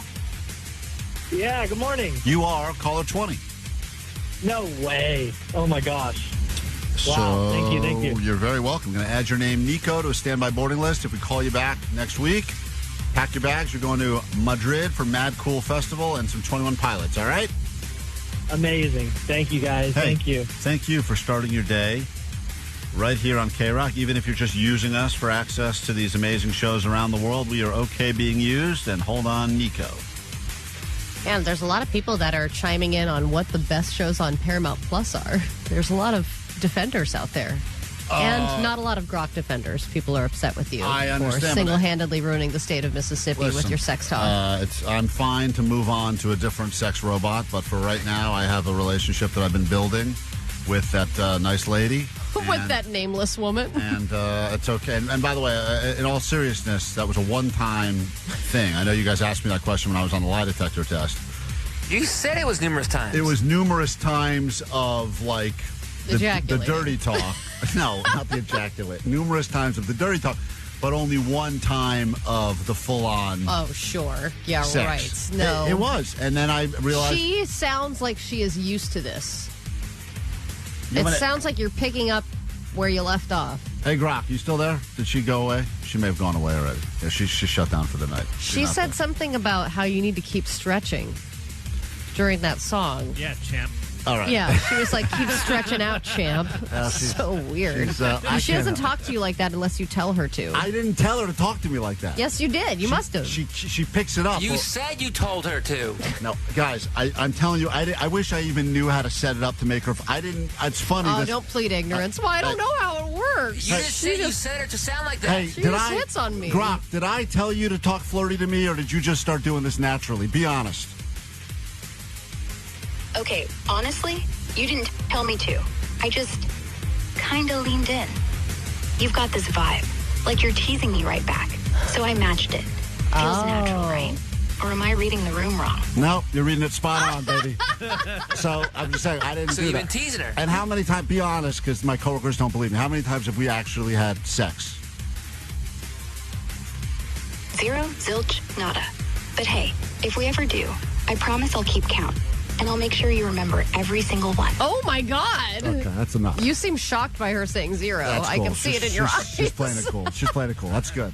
Like I told her. Snitches get stitches, you know what I'm saying? So she gets it. All right, well, anyway, lots to get to this hour, including Eternal Life, which we'll get to in a moment with a brand new Old People Secret, and perhaps the greatest one we've ever brought you since Sweet Dibbets. So if you were not there for the origin story of the great Sweet Dibbets, you will get yourself a brand new, never-before-heard Old People Secret as we help you live forever.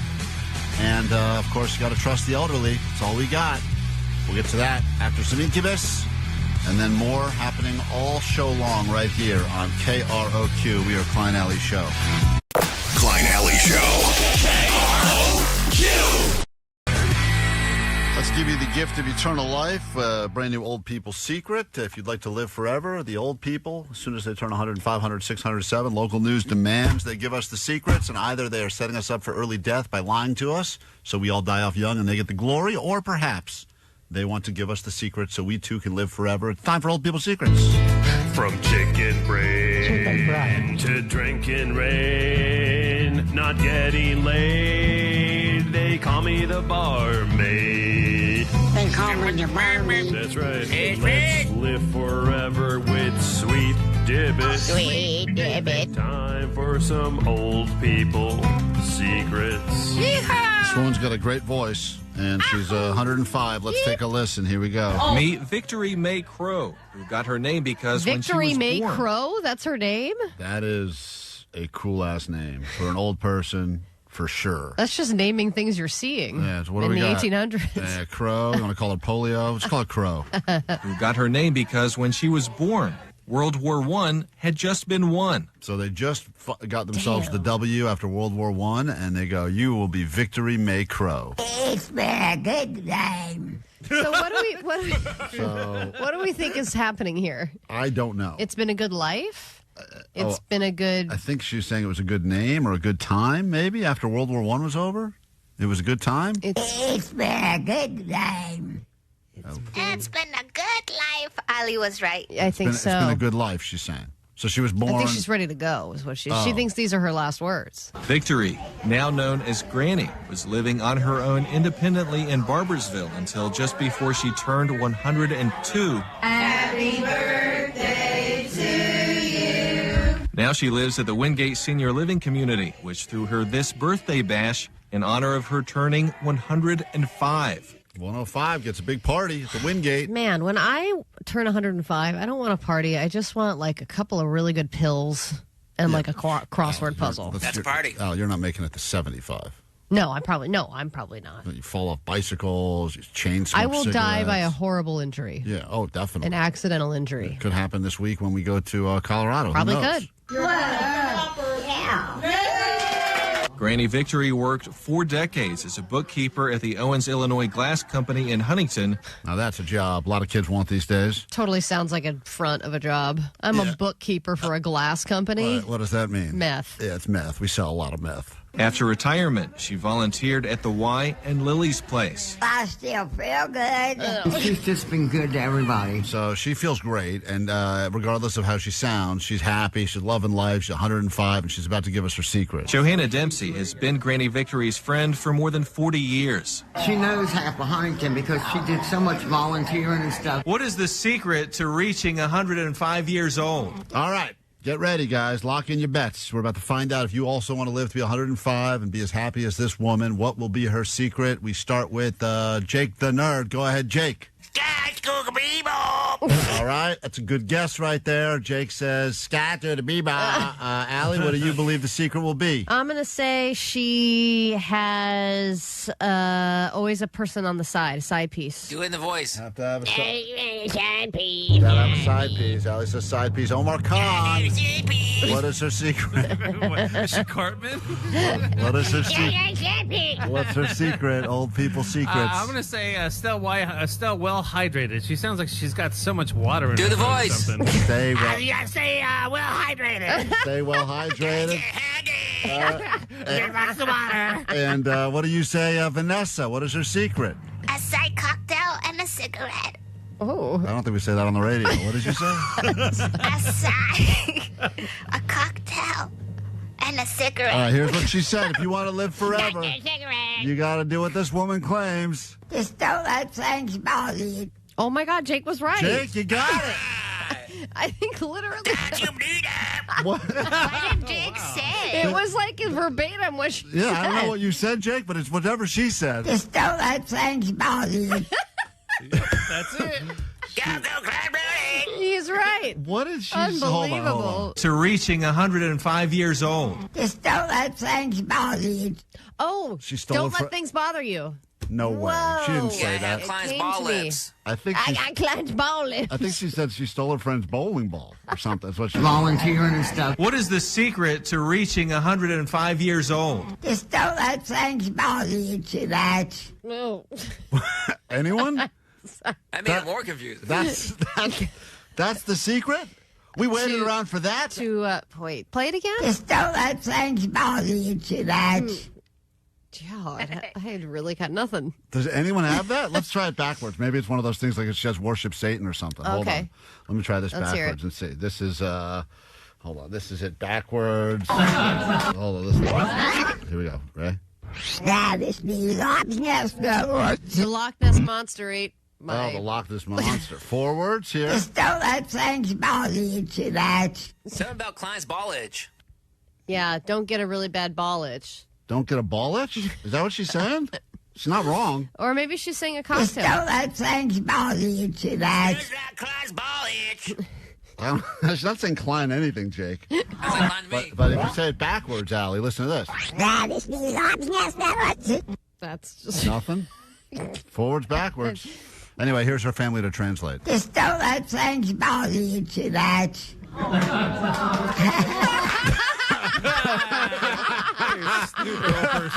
Yay! Grandpa victory! Reaction. I asked her family members if they're... What the hell did she say? What's she saying? I asked her family members, what is she talking about? I asked her family members if there are any other secrets to her longevity. That I They can say actually Fridays understand. she still enjoys having a cold beer. Well, There's it sounds no like it. way. Well, there you have it. If you guys want to live Cold forever, beer and Klein's balls. if you want to live forever, and this is the most important part, this is why we do the old people's secrets. If you want to live forever, just remember this. Just don't let things bother you too much. That's right. Quick break. Back with more show next. K-Rock Mile High Club. Our favorite K-Rock bands and destinations all around the world. Stop number 8. Flamenco dance your way into the Royal Palace. Eat tapas at midnight. Get hopelessly lost at the plaza while running from bulls. We're 21 Pilots, and we don't approve of that. Yeah, but K-Rock does. When you see 21 Pilots in Spain.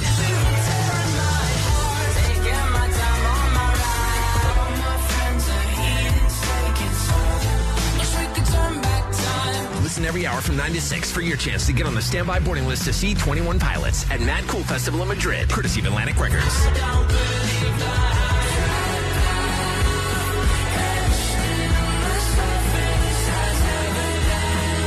K-Rock Mile High Club Destination 8, 21 Pilots in Madrid, Spain. Keep it on K-Rock to win. On the world-famous KROQ. From DTLA Law Group Accident and Injury Attorneys. Accident to work injury? Text injury help to 40222 for a free case review.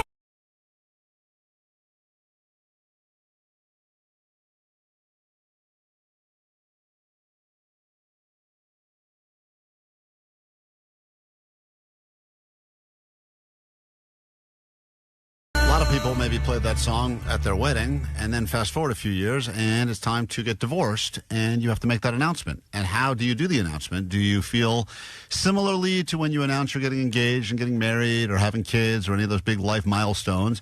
Do you feel like you have to tell certain people first? Certain people get inside information? Do you feel like you need to publicly make an announcement together? Like we've decided to uncouple or whatever people say. It's interesting because we were talking here to Ginger Justin, who runs the YouTube, and he was saying that someone had reached out to him to basically make the announcement, just calling to let you know that I'm getting divorced. Yeah, and it was like a special call. Like a special phone call or a sit down. Didn't you get a sit down at a restaurant? I was given a sit down at a restaurant, and it was not told the reason for the sit down at the restaurant. It was just, hey, we haven't gotten together in a while. And it was just one person, or it was both of them? No, one person, and said, let's get together and get sushi. And I said, all right, cool. When's good for you? And sooner is better. Is he trying to rebound with you? Why is he taking you to sushi?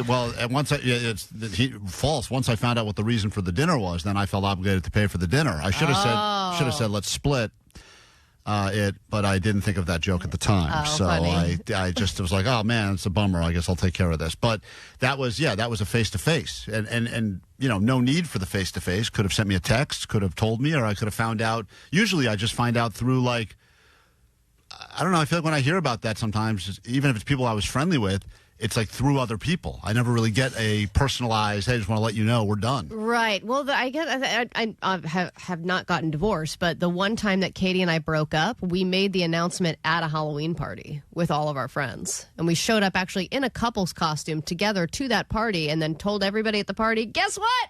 We broke up. Let's party. Seriously? And we just proceeded to have a great time at the Halloween party. And then 2 weeks later, we got back together. Oh, so that night you did not go home together? No, we still lived together. So we still were. I didn't know this. You were living with her, not engaged, not married. No. But you decided we're breaking up. Yeah. Was there a reason or just in general? She was cheating.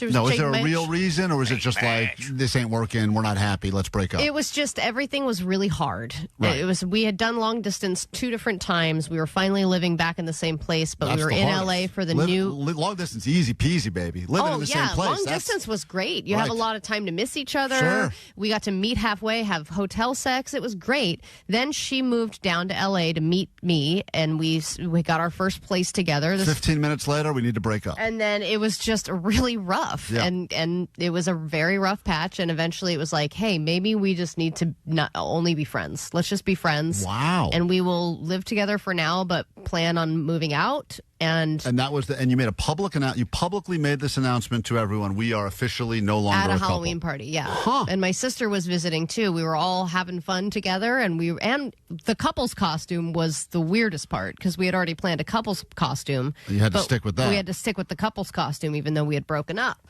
But it was a nice, fun way to announce the breakup and to let everyone know, hey, it's okay. You don't have to pick sides. We're just broken up now.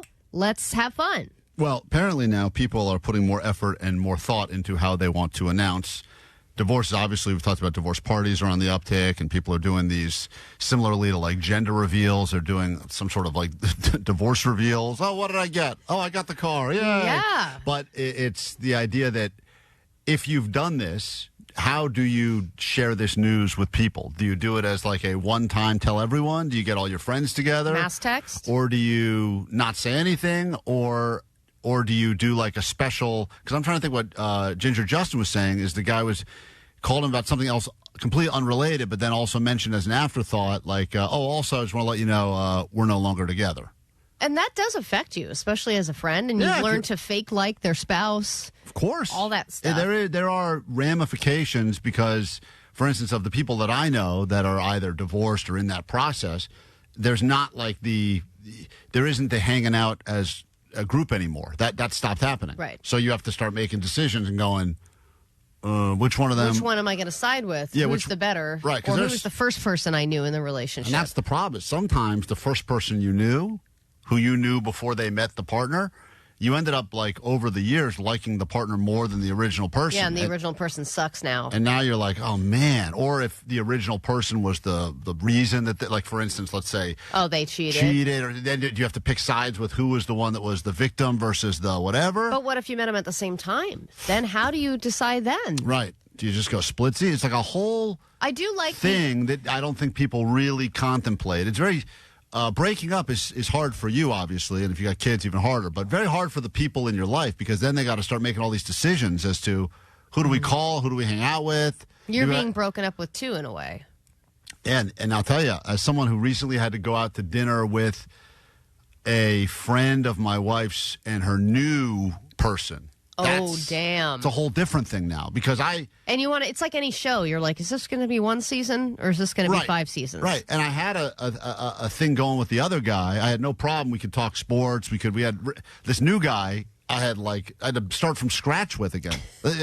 Start from the very beginning. And if you don't like sports, then I don't know what else to do. What are we going to talk about? This appetizer again that we already ate? I mean, it's like a whole thing you got to go through. I do like, though, the idea of a divorce announcement to say it publicly or to actually break the news formally, because if not, you've got all these rumors, you're looking through their Instagram going, why aren't there pictures of the husband anymore? You're talking behind people's backs to try and figure out what's going on. Just say what it is. It's okay. There's no shame in it. But, Allie, if anyone puts out a public statement, we see this with celebrities all the time. So-and-so and so-and-so, we're going to remain good friends. We respect da-da-da. Our goal now is to be good parents, blah, blah, blah.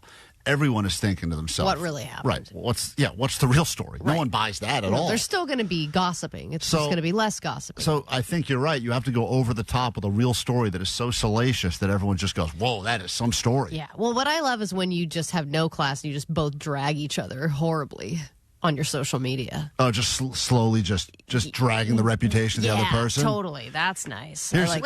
So on TikTok, people will show their relationships and stuff, and then they'll stop posting, and then people are like, if you're going to post about your whole life, I need to know what happened afterwards, too. That's what people say. So you can tell, Vanessa, you're following some couple, and it's all this, and love you this, like that. And we know all of their adventures, what they do for vacation, and all of a sudden, it stops. It stops. And then you have to let your audience know what happened. And you can assume if all of a sudden they're not, taking an ATV ride together and kissing by a waterfall, it's game over, right? Yeah. Man, and then who gets custody of the account? Wow. That's your couple's account. You probably made a bunch of money off of that coupleship, right? And who's entitled to that? These are the questions we have to ask ourselves. 213 says, I can relate, guys. I just broke up with Seacrest to start listening to you guys. Oh, you got to make that announcement to your family. Can you call him for me and tell him? I guess we could do that. It's funny, actually, Allie. Got some roses for you. Someone did send us something involving Seacrest that you're going to be very happy about. Really? Yeah, I am shocked. I was surprised when I heard this message, even more surprised when I heard the proof afterwards, but something involving you and Ryan Seacrest. I'm leaving you for him. And we will get to that after this. A very exciting announcement on KROQ. World famous K-Rock. Klein Alley Show. Klein Alley Show. K-Rock. Klein Alley Show. We hate when we have to admit other people on the show are right. It's much more fun to say you were wrong, and here's the proof. But in this particular case, I hate to say it, Allie may have been right about something. Hey guys, Sweet Dibbets. Just wanted to let you know that I happened to be watching Wheel of Fortune just now, and one of the contestants asked Ryan Seacrest, who, by the way, does look eerily skinny and gaunt. I don't know what's going on there, but Pantyhose Greg is right. Something's up with him. Just asked him what is going to be the new hottest dance song for 2026, and he said, I quote, the Macarena is coming back. So Allie is vindicated. There you go. The Macarena is back in 2026, baby. Allie did claim at the end of last year that she thought it was going to be a big year for Macarena. We all mocked her and said what a stupid answer that was, and now it seems like we can't get away from the Macarena. Yeah, give Allie her money or whatever she won from that bet. Love you guys. Bye. So we had to we had to go. Unfortunately, my luck is that there is no prize for this. Yeah, that's the only thing Allie ever wins. So we did go back and find the audio. I guess this was from last night's Wheel of Fortune, Allie. What's a very popular little song on the dance floor generally? I mean, Uptown Funk, you can't go wrong. It's a classic. But I actually wanted to ask you, what is going to be the big dance floor song of 2026? There's no one better to ask. Well, the Macarena is coming back. I feel like that's everything's retro now. For sure. Well, that's how he sounds now because he's a skeleton. But the Macarena, according to Seacrest, is back in a big way. Well, if you think about it, it makes sense, though, Klein, because there are certain songs that are associated with a dance. And cha-cha slide, all those kinds of things are big at weddings. And why has the Macarena not made its appearance? Everybody knew the Macarena. Everybody did the Macarena back in the 90s, 2000s, whatever it was. And then it just went away. It hibernated. It made sense that it needed to... Oh, Allie can't help herself. Here we go. Here we go. If you need to do genetic testing on the cheap and you want to figure out just how white your lineage is, just put this song on and see if they start moving like Allie does now, and you can tell you're 100% white. That's the way to tell. Yeah, you're getting whiter. So anyway, that's one of the many things you heard about on this show first. We all mocked her, and it turns out that she may sadly be right. You're not going to Macarena me anymore. Oh, goddamn, we are for that. Take a quick break and forget any of that ever happened. When we return, we have a spot for you on a standby boarding list to send you to Madrid, Spain, where you can Macarena at the Mad Cool Festival with 21 Pilots. We'll make that happen for you. And some more news and some more surprises, all next. Transmission KROQ FM. Klein Alley Show.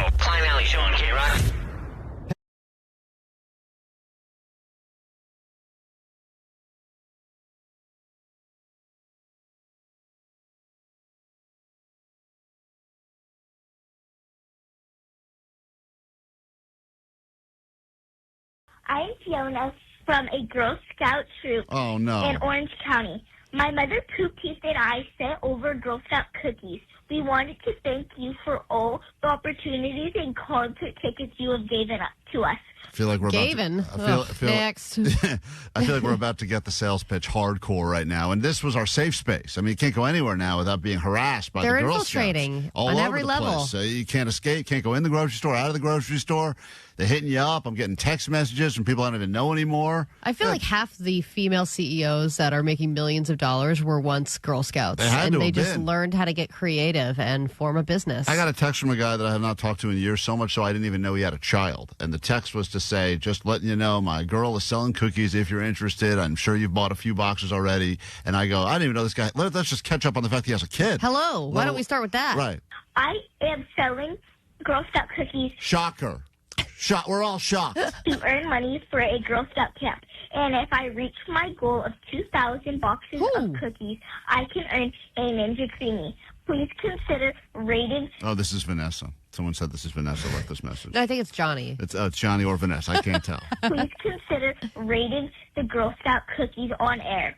If you need more Girl Scout cookies, No. please buy them from me. Bye. All right, thank you. And good luck. good luck with your sales goal. That's a very aggressive goal. 2,000 boxes is a lot. Allie plowed through that in college easily. But the reality is, come on, look at us. We're all trying to do better. We're all trying to be better versions of ourselves now. Well, I know. And then you got Jake, who he lost a bunch of weight. He doesn't really eat sweets. Then you got Vanessa's really the only person who's still got a sweet tooth on the show. Yeah, You're trying to get jacked. Regular person. Yeah, you're now more than a regular person. You have to fight. Like, you got to tell yourself, don't get the donut, don't get the donut, don't get the donut. And what do you end up doing? Getting a little bite. Right. How many? If we bought 2,000 boxes and put them in the studio, how long would it take Vanessa to eat all of She them? would yell every day and eat them all. No, stop! Get them away from me! Ow. I mean, this is the reality. Is Box of shame. I ate the donut. That's right. It always ends that way. Spoiler alert, she goes to the box, she goes to the donut. Let's get into your news now, and then a brand new hour of the show can officially begin. Grab your Adderall. It's time for ADD News. I don't know about your news feed, but mine is full of only 3 things: the war in Iran, the Big Arch Burger, and has Jim Carrey been cloned? Yeah, a lot of Jim Carrey face stuff. Yeah, it's funny how when the world's problems get bigger, we just focus on dumber and dumber things to cope with it all. Makes sense. Dumb and dumber things. Yeah, there you go. Jim Carrey does not make a lot of public appearances. He did show up, though, for the César Awards in France, and he accepted an honorary award. Great way to get a celebrity to come out of hiding, by the way, an honorary award.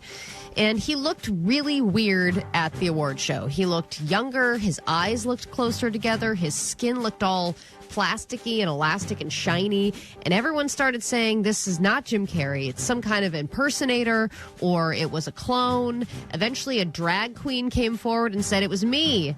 I was hired to be Jim Carrey in prosthetic makeup. That theory was later debunked, and now his agent and the awards executive have had to come out and confirm that it was really Jim Carrey, that he spent months preparing for this appearance. He even practiced his speech in French, and there's no way it was not him. Which, if you are not in the public eye for a long time, and then you do a bunch of work or do this anti-aging stuff and then come back out again, everyone's like too jarred. It's too obvious what you've done. I believe, if I'm not mistaken, a picture came out of Jim Carrey, maybe over a year ago, where he had a kind of a big, bushy gray beard. And he had lots of wrinkles. Right, and that freaked everyone out because everyone's like, what the hell happened to Pet Detective? Ace Ventura, he looks like an old, But that's what happens. He goes away, and then he comes back, and everyone's like, what the hell? Right, so everyone freaks out that he looks all old and weird. So then he's like, all right, I didn't like that response. So then he goes back. He's like, let's shave the beard. Let's give me a little Botox. A little long hair again. Let's figure out a way to make me look as young as possible. And then he goes out again, and people go, what is this young Jim Carrey? Impersonator, you're a clone.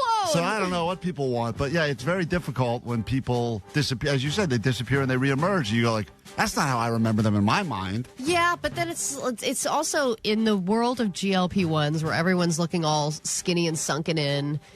He looks the opposite. It looks like he filled out. He has like this baby face again, and that's what everyone can't figure out. It's like even all the Botox in the world can't give you that weird effect. Yeah, well, there's so much stuff now, the blood spinning, and a lot of stuff that's not even legal in America. You have to go to other countries, and they'll do it for you, no problem. Maybe that's why he's so happy to appear at these French awards. Maybe they're the ones that are responsible for Probably what it is. All right, if you'd like to look younger, just like Jim Carrey, you can now do so at Planned Parenthood. Once known as the go-to place for Plan B, they are now expanding their services to make up for the big loss in federal funding. They've lost half their yearly budget, and now they've decided to make up for it by offering Botox and IV drips, dermal fillers, laser hair removal. So now you can get an abortion and your beehole lasered all in one trip. Oh, so convenient. It's really nice. Driving across town just to get your beehole bleached. But does that illegitimize your trip to Planned Parenthood? Usually when people are going there, it's a serious situation. You're not like, and also I'll get a few units of Botox and an IV drip.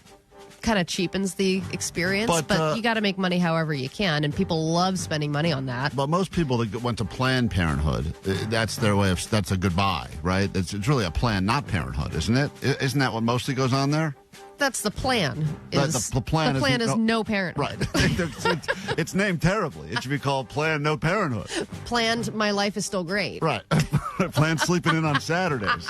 That sounds like a better name for it. But they still do IUDs and birth control and all that. Yeah, but they also realize, look, we've got this medical facility. We are not making money. Obviously, they're not getting government money. So where's everyone spending their money now? And then they look at it and they go, everyone wants to be everyone wants to look young. Everyone's chasing youth. So everyone loves peptides. So let's start doing figure peptides. out a way to jab each other with peptides and all that other stuff, and boom, just like that. Now, would you go to a Planned Parenthood? Because don't people a lot of times protest outside of Planned Parenthoods too? I mean, that's definitely a hot spot. So then for you protesting. go there, you're like, well, I'm not having an abortion. I'm just getting some filler. Yeah.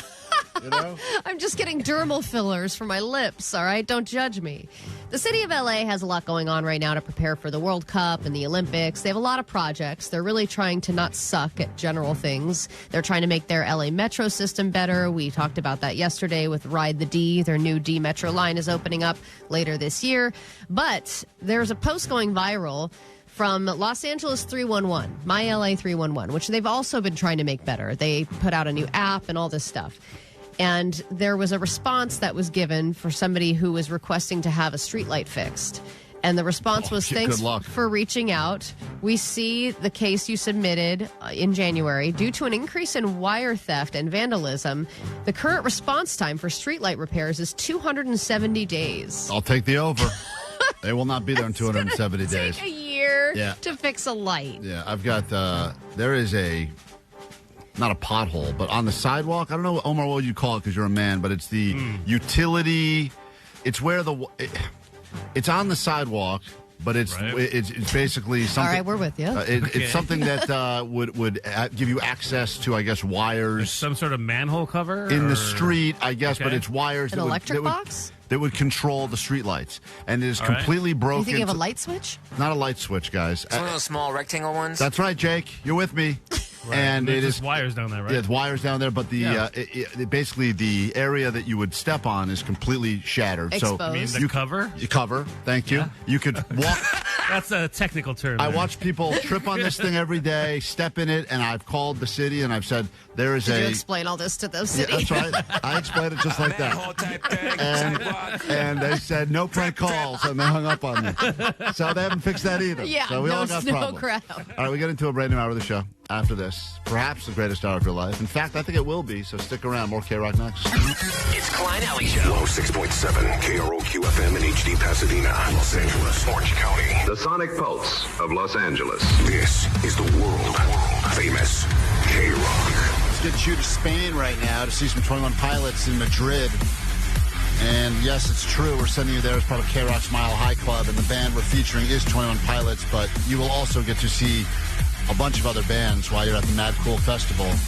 I believe Foo Fighters are a part of that festival. I was looking at the lineup yesterday. It's pretty stacked. And we'll take care of your transportation, your accommodations. And all you got to do is get on the standby boarding list to make that happen. Right now, 800-520-1067. Looking for caller 20 right now so that we can put you on the standby boarding list for this trip to Madrid for 21 Pilots and many, many, many others. This hour on the show, lots to get into, of course, just after 10 o'clock, but the show continues. So we start by getting you on the list, and then we will give you other things as well, because it's way better to give than to receive. And we're only saying that because no one's ever offered to call and give us stuff. So we'd much rather give you things instead. Why would you call and offer us stuff? Although I did just see, Allie, on our Instagram, it's pretty exciting because I don't know when it's officially going to happen, but there is new merch being made right now. It's the brand new line of Klein Alley Show It's Just Okay merch that goes with the jingle. And once again, listener responsible for the jingle. We're not even sure who this guy is. Would love to thank him by name, but we don't know who the guy is. But he gave us this amazing jingle, and then as a result, we now have new merch, Allie, that we think is going to revolutionize the way that people share this show. And not even more shirts. I believe this is our first bumper sticker in a hot minute. Official first Klein Alley Show It's Just Okay bumper stickers and shirts as well. People ask us where they can buy them. They will not be for sale. We will be giving them to you. Not exactly sure where and when, but we will be getting them soon. And, of course, you'll finally be able to dress this jingle. Klein and Alley, it's just okay. Do-do-do. Klein and Alley, it's just okay. Oh. Klein and Alley, it's just okay. Just okay. So the first official line of Klein Alley Show It's Just Okay shirts and stickers coming soon. You can see what they look like right now on our Instagram at Klein Alley Show. Yeah, we debated whether we should add the do-to-do at the end, and we opted against it. We regret that decision, like a lot of the ones we make around here. If you'd like a do-to-do variation, you can always request Write one. it yourself. Hey, Woodland Hills, we say good morning to Julie right now. Hey, Julie. Hey. You are the 20th caller. Yippee. What's that? I'm going to Spain, right? You're not going to Spain just yet, but you're a step closer to going to Spain, and that's how we go ahead and get you in. It's a pyramid scheme here at K-Rock, and congratulations. You've just made it one step toward the top of that pyramid. You sound like that woman who just turned 105. Yeah. Julie, what's your secret to long life? Jeez, I don't know. Stay in bed. Yeah, I hear you. That's good stuff right there. That's our caller 20, K-Rock. The ultimate honor you can receive on planet Earth is a Lifetime Achievement Award. It means your entire life was meaningful and useful, and usually it just goes to actors, I feel like, get those a lot, and then it's kind of silly to think about it in the scheme of our entire society that actors are winning these, quote, Lifetime Achievement Awards. Sure, they've been in a lot of good movies, but what does that really mean in the scheme of things? Yeah, I think Harrison Ford just won a Lifetime Achievement Award, and he was like, I just got an award for staying alive. Yeah, and it's key. Part one, you got to stay alive. Part two, you got to do a lot of cool stuff, and that's why we've decided to expand the concept of the Lifetime Achievement Award to other things in our lives that have made our lives significantly better, like the tiny towel or that giant blue IKEA bag, things that the random sleeve of frozen Thin Mints you find in the freezer 6 months after Girl Scout cookie season is over. The bonus toilet roll. The extra roll of toilet paper that was just sitting there after the roll ran out. You had no options. You open a drawer and there's a fresh, brand new roll full of ply looking at you in the face. These are Lifetime Achievement-worthy things, and they've all made it into our Klein Alley Show Lifetime Achievement. And now, for the first time ever, we are going to nominate people. Klein Alley Show Lifetime Achievement Award. There are certain people you will encounter in your lifetime. And there are hopefully these types of people you encounter multiple times because they are worthy of much more than just being a random extra in your life. They are worthy of an honor that we give out on the show from time to time, and that is the Lifetime Achievement Award for regular people. I'd like to begin if I could. And this is a type of person that we actually went in depth talking about on one of our Showvertime podcasts. And I believe there's a lot of appreciation for this type of person. If you grew up with one, you remember them. If you have one in your life, it is a clutch person to have in your circle, and it's very obvious how much harder life is without one. My nominee is Bored Grandmother. Just don't let things bother you too much. Whatever she said. Bored grandma. Grandma who is retired, has nothing but time on her hands. She loves grandkids. Hey, I'll pick you up from school. I'm the person who's free. No problem. You want to come over to my house? I've got Deuces Wild video game. You know, I used to have these little handheld video game things that my grandma had at her house. There's always weird stuff in a grandma's house that you can kind of rummage through. They're always available. For parents, it is so necessary, but if you don't have a bored grandma to pick up the slack or to fill in those windows where you don't have pickup or drop-off person, the bored grandma's there for you. Yeah, grandma with hobbies is not very useful because she's always golfing. and No, stuff, I don't want the lady who plays bridge. bored grandma that's just sitting around waiting for the call, wanting to help out. Because Who's listen, watching The Young and the Restless and has nothing better to do. I don't have that with my situation, so it sucks. I don't because either. Every time you need to do anything where you got to get coverage, it's a hassle. But I do know people that have bored grandma on the standby, and they don't. Their life hasn't really been altered at all. They want to go out. They want to randomly go to Vegas for the weekend. They just get bored grandma on the phone, and Drop them off. Bored grandma is not only there but excited to be there. Yeah, and I had a bored grandma growing up, and I don't even remember doing anything with her. I just remember being there, and I loved it. It was the greatest, dude. I miss mine so much. She was just, and she's alive, Johnny, right? She just doesn't like you? No. She passed away. Oh, okay. Anyway, But the Omar, point is, you have bored grandma in your life, don't you? Omar's lucky. His wife has bored grandma. Yeah, my mom, my wife's side, she comes over and stuff. But she's not necessarily, she has a pretty full life. She just makes, wants to hang with the grandkids. Well, that's the other thing. They could be a grandma that prioritizes family. They don't have to be bored. But Allie's nominee is for bored grandma. So bored that she just wants to be there She to wants give to you bond with her family. free child care. That is the first nominee in this round of Lifetime Achievement Awards, the People Edition. Jake the Nerd, who do you nominate? Well, there's one person that's very cool to have around. That's a person who always has a lighter. But even better than the person who always has a lighter for you, the person that remembers to give the lighter back is so key. Because every time someone does that to me, I've always forgotten. And I've always appreciated it so much. Yeah, lighter thieves are definitely a specific type of person. I happen to be a lighter thief myself. But the person who gives the lighter back, that's like in the smoke, in the smoke circle, that person who's like, oh, here. By the way, here's your lighter back. Like, who remembers to do that? Sometimes at the end of a week, you just go into like a jacket pocket, you'd have 9 lighters. And you'd be like, how did I get all these lighters? I am a terrible person. Sometimes I have like 2 in each pocket. Right. Anytime anyone's ever said it, I'm like, oh my God, thank you so much. Yeah. I've totally forgotten. And if you ever give a lighter to someone, you do say to them, hey, make sure I get that back. And they go, absolutely. And that's the last time you ever see that lighter again. Goodbye, Bic. Yeah. You never just sit there and watch them light and then get it back right away. Yeah, the lighter You feel like it's going to person- take 5 minutes for them to light a cigarette. It I doesn't. feel like it's a little bit more obsolete now, or a little less necessary, and just in the world of vaping and all the other things. They're not as at one point. I think they were a very useful, necessary person. Yeah, their And when you do usefulness need- has gone down a Yeah, bit. I do think their popularity has waned a bit. I'm not sure what the right word is, but regardless, they're not as cool as they once were. Is what I'm getting at. But when they are returning your lighter, it's always the good lighter, too. It's never like that crappy dollar store one that breaks. It's always a nice lighter, and you're like, oh, yeah, I forgot about this one. It's a good one. We will accept your votes at 800-520-1067. Only one of these people will officially make it into our Klein Alley Show Lifetime Achievement Award. Johnny, Postmaster Johnny, I know you're pretty passionate, and you had someone you'd like to bring to us. Yes, I would definitely love to nominate the team mom that always brings the greatest snacks after the baseball game. And I'm not talking about like those orange slices or those How old food. are you? What? Johnny still goes for the snacks. I still go for snacks. What is happening? I think this is where Johnny's life peaked, is that when he would finish a baseball game, and there was the one parent that didn't really care about whatever the, quote, health rules were, so they're like, everyone is getting... That's every parent, though, now, by the way. Right. Really? Right, Nobody cares. Oh, yeah. Cool. Everybody tries to out-snack everybody else with, like, the worst healthy snack foods. I think we received something one time that said, like, a good example of the post-game snack would be, like, waters, orange slices, and a string cheese, and the next week the parent showed up with 2 boxes of Randy's Donuts. Cool.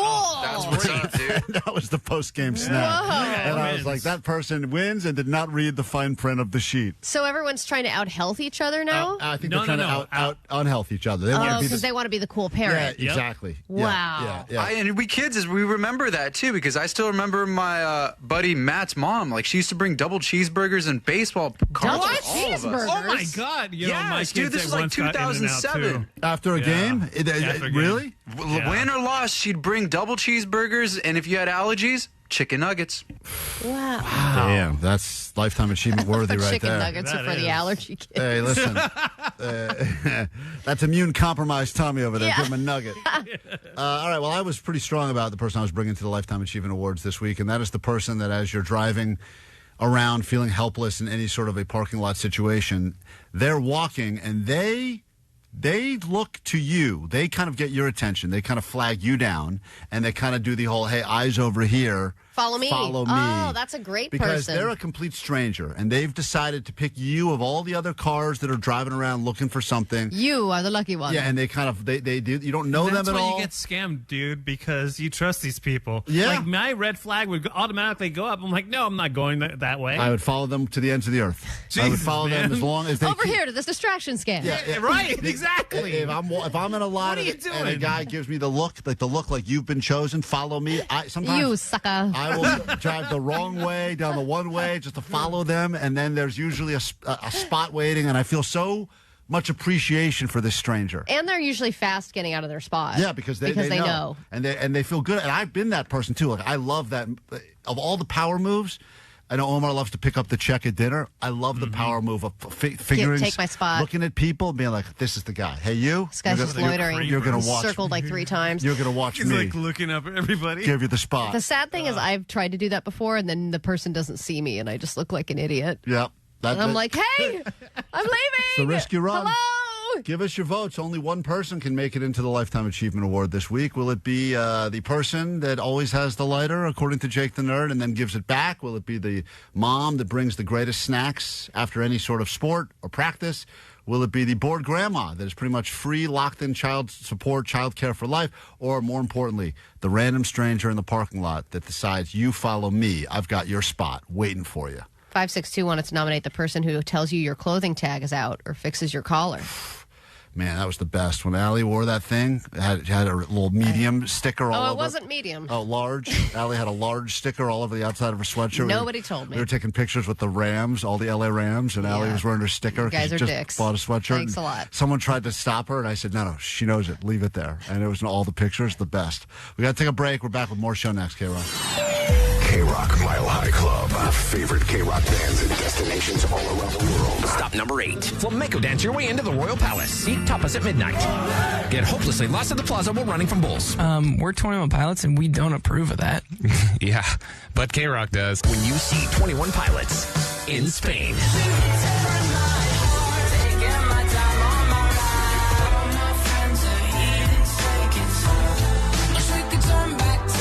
Listen every hour from 9 to 6 for your chance to get on the standby boarding list to see 21 Pilots at Mad Cool Festival in Madrid, courtesy of Atlantic Records.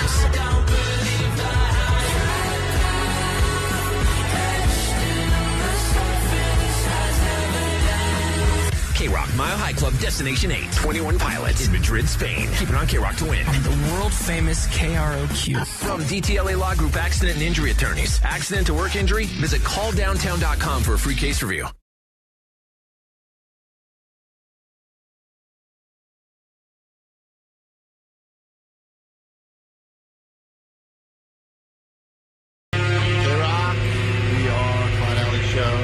Get into a lightning speed round of Johnny Doesn't Know in moments. If you'd like to get in on that, you can call us at 800-520-1067. Although right now, people very actively voting on who should make it into our Klein Alley Show Lifetime Achievement Award. Hello, Nina, you're on K-Rock. What's up? Yes, I was going to go for the bored grandma, but I totally understand about the parking dude or gal. Yeah? Because that's more real to my experience. That's right. That's a real person, a complete stranger. Grandma has to be nice to you, so it's great to have a bored grandma that helps out.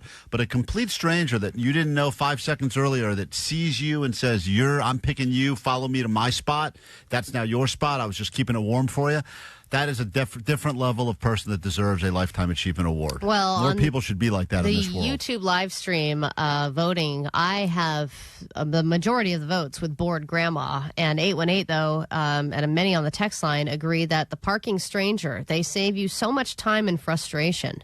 Doesn't seem like many people are voting for the person that gives your lighter back to you. No, Jake did not get a lot of votes. But as far as the YouTube live stream, we have in first place, bored grandma. Second place, guy who gives you a spot in the parking garage, and third place is mom with snacks. Yeah, we'll put it up on Instagram as well, tabulate all votes, and then we will have to determine once and for all which is the first person to officially make it into the Klein Alley Show Lifetime Achievement Awards, which is an ultimate honor that I think us regular people deserve to get as well. That way, if you're a bored grandma and you end up winning this thing, all the bored grandmas out there know that they have earned a Lifetime Achievement Award. Oh, and I want to hear from the bored grandmas too. They have time to call us. They had nothing but time. And they have a landline probably. Probably do as well. If you'd like to battle Johnny and his brain or lack thereof, he's low T Johnny, lowest testosterone on the show by a mile. He's a whimsical woman. He is a whimsical woman on this Whimsical Woman Wednesday. You can call for some Johnny Doesn't Know. The number is 800-520-1067. Interesting call we got about what goes on behind the scenes here at K-Rock in the room with Johnny and Vanessa. Sweet Dibbets, guys. Just started randomly thinking about the chicken coop with Vanessa and Johnny. That's what we call that little back office where Johnny and Vanessa kind of do all their stuff because, Vanessa's always eating the chicken. She loves the chicken. Johnny loves Rodacy chicken, as he calls it. Oh, yeah. It's the chicken coop. And now we know who's the rooster, Vanessa. Yeah. And who's the chicken, Vagina. Vagina Anyways, is the chicken. Yeah, that's it. Bye. Thank you for that call. The GOAT line is always there for your calls, random thoughts during the day. That number is 844-956-GOAT. We return in 3 minutes and 30 seconds. Postmaster Johnny has already entered the K-Rock studios, and his low testosterone and low IQ. It's good to get some female energy in here. Could score you. I feel that estrogen. Allie's already syncing up with Johnny's cycle. Come back with one question and a prize for you next at 800-520-1067. This is K-Rock. KROQ. Klein Alley Show. Mornings on K-Rock. Yeah! K-Rock. K-Rock, Klein Alley Show. Feel better about yourself or fear for our future. Johnny's in the studio now for some Johnny Doesn't Know. Also, Johnny, bad news. I know that you were planning for your forced resolution punishment on driving your car through a car wash without with your roof down and the windows down. Yeah. The lawyers have officially shut this down now because of a few reasons, but I think primarily because you lease your car from a client of the radio station, and they think that you will destroy the car and ruin the relationship with the client. But also, there is an outside chance that you could also be decapitated. That part. That's ridiculous. I was going to wear a helmet. Yeah, I don't think that would help with the decapitation. But did we tell them about the helmet? We didn't tell them. I can dodge too. I'm pretty quick with my head. Yeah, we had a lot of issues, and there was obviously a lot of concern that was coming our way. People said this is really stupid for a million reasons, and we were okay with all those reasons. It is a punishment. It's not supposed to be something he enjoys doing. As a result, the thing that was next to it on the wheel that we could most easily put together is throw you out of an airplane today at noon. So we're going to do that. No, we are going to allow you and force people that show up at Jake's upcoming comedy show to have to stomach you doing 5 minutes of stand-up, which we know is something you desperately don't want to do. Because you hate stand-up and you don't like going to comedy shows, and I don't think you have any desire to ever do comedy or stand-up. Not at all. It's the worst. Yeah, and 5 minutes is a long-ass time, especially if, you don't have material. Well, you guys are going to write some stuff for me? You can talk about your life and, give me an example of what you think a good premise for a joke would be. Ooh. Right now? Yeah, off the cuff. Off the cuff? Do some crowd work, Johnny. I'd be like, all right, there's a bunch of people there. I'd be like, all right. How many people had their girlfriends bring them to this place? And nobody would say, yes, me. Because we only have a bunch of dudes that listen, right? But and then you would make fun of the audience and say, never mind, you guys don't have dates? Yeah. Oh, No. that'll be, you'll have them in the palm of your hand. Yep. Are you going to make that sound effect of a cymbal every time you tell a joke? Why not? Yeah. Or maybe I'll bring a cymbal. Right. Don't I start thought doing... he was already doing this. Didn't he lose a bet? Which one? Oh, well, Yeah, the T-bet. testosterone. Yeah, he was going to do 5 minutes of stand-up anyway, but now we have to... We're going to roll all the punishments into one. Yeah, we're It's running... getting too confusing. Yeah, it's too many punishments. For him, it's a punishment for Maybe the we'll audience? just do 10 minutes of comedy then. Yeah, No. 3 minutes. Jake's just been bumped off his own show, Johnny. You'll be doing the entire night. You're headlining. Let's get into it. One question and get ready for some stand-up. Last time we did this was when Vanessa was forced to do 5 minutes of stand-up. It turned out to be hilarious. Oh, my God, it was great. We had a great turnout for that, too. I think she got passed, actually. I think she can be a regular now at the Laugh Factory or something. It was it was Flappers, and Flappers. the guy, the club promoter or whatever, sat her down and said, "I think you've really got something." Got what it takes. It's all that testosterone. Here we go. It's time for Johnny Doesn't Know. One question. Johnny doesn't know. And I was like, okay. Oh, Johnny doesn't know. I didn't know Vegas was like in Nevada for like a while. Johnny doesn't know. Johnny doesn't know. Gelato sounds like Jello. Johnny doesn't know. It like goes wiggles. All right, let's say hi to George this morning, listening in Riverside. George, welcome to K-Rock. It's Johnny Doesn't Know. One question. All you got to do is predict will he know or not know the answer to this question. Today we're going to go with famous quotes, and we're going to quote the very famous Nelson Mandela. Johnny, you know who that is, right? Yes. Okay, not the question as to who Nelson Mandela is. That's a freebie for you. But who do you think Nelson Mandela is? This is not your question. The question is a quote he said that is a very well-known quote. Black civil rights leader. Got it. So the question... I can tell by the squinting and pointing that you're very sure of yourself. He's in that realm. The question that we have for Johnny today is finish this quote, and this was a quote made very famous by Nelson Mandela. It always seems impossible until... George, will Johnny be able to finish this quote from the great Nelson Mandela? He won't know it. Okay. Johnny, Nelson Mandela, it always seems impossible until. What is the quote? He says you will not know. Obviously a huge Nelson Mandela fan. Well, Nelson Mandela sounds a little bit younger. Like he's very wrong. Sounds like a young buck. Nelson, such a young name. Hold on. Like he's a little bit more recent. Like he's still he passed away, I think, but like he's still a bit more recent in that realm. And I'm gonna think more he was recent than what? Anyways, he's kind of dead, so like I don't think he's alive. But he was like the more recent one that just passed away. What I was saying. Is that helping you get your answer? Kinda, because I'm trying to make the point that like I think he was with it, and he was kind of like cool. So like I feel like he was like, it's all fun. What was the quote? It's all fun and games. Yeah. There you go. Until the white man puts you down. That's what I think he said. Yep. Okay. Yep. Because nobody else really knows this quote. This Sorry, is too... George. You said he wouldn't know. Clearly he knows. Nailed it. So what was the beginning? Was that it's all fun and games until the white man puts you down. That's the quote. Duh.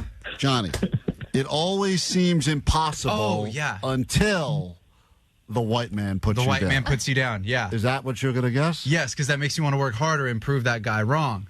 And is that really your answer to this? It always seems impossible until...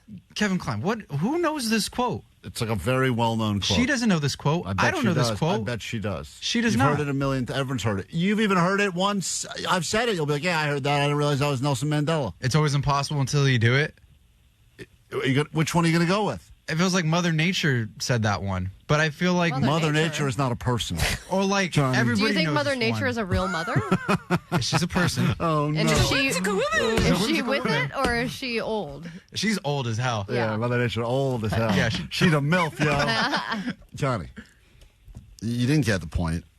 The quote, and I'm sad that He didn't get the point? No, it always seems impossible until it's done. What? Everything's impossible until someone does it. It always seems impossible until it's done. That was the quote?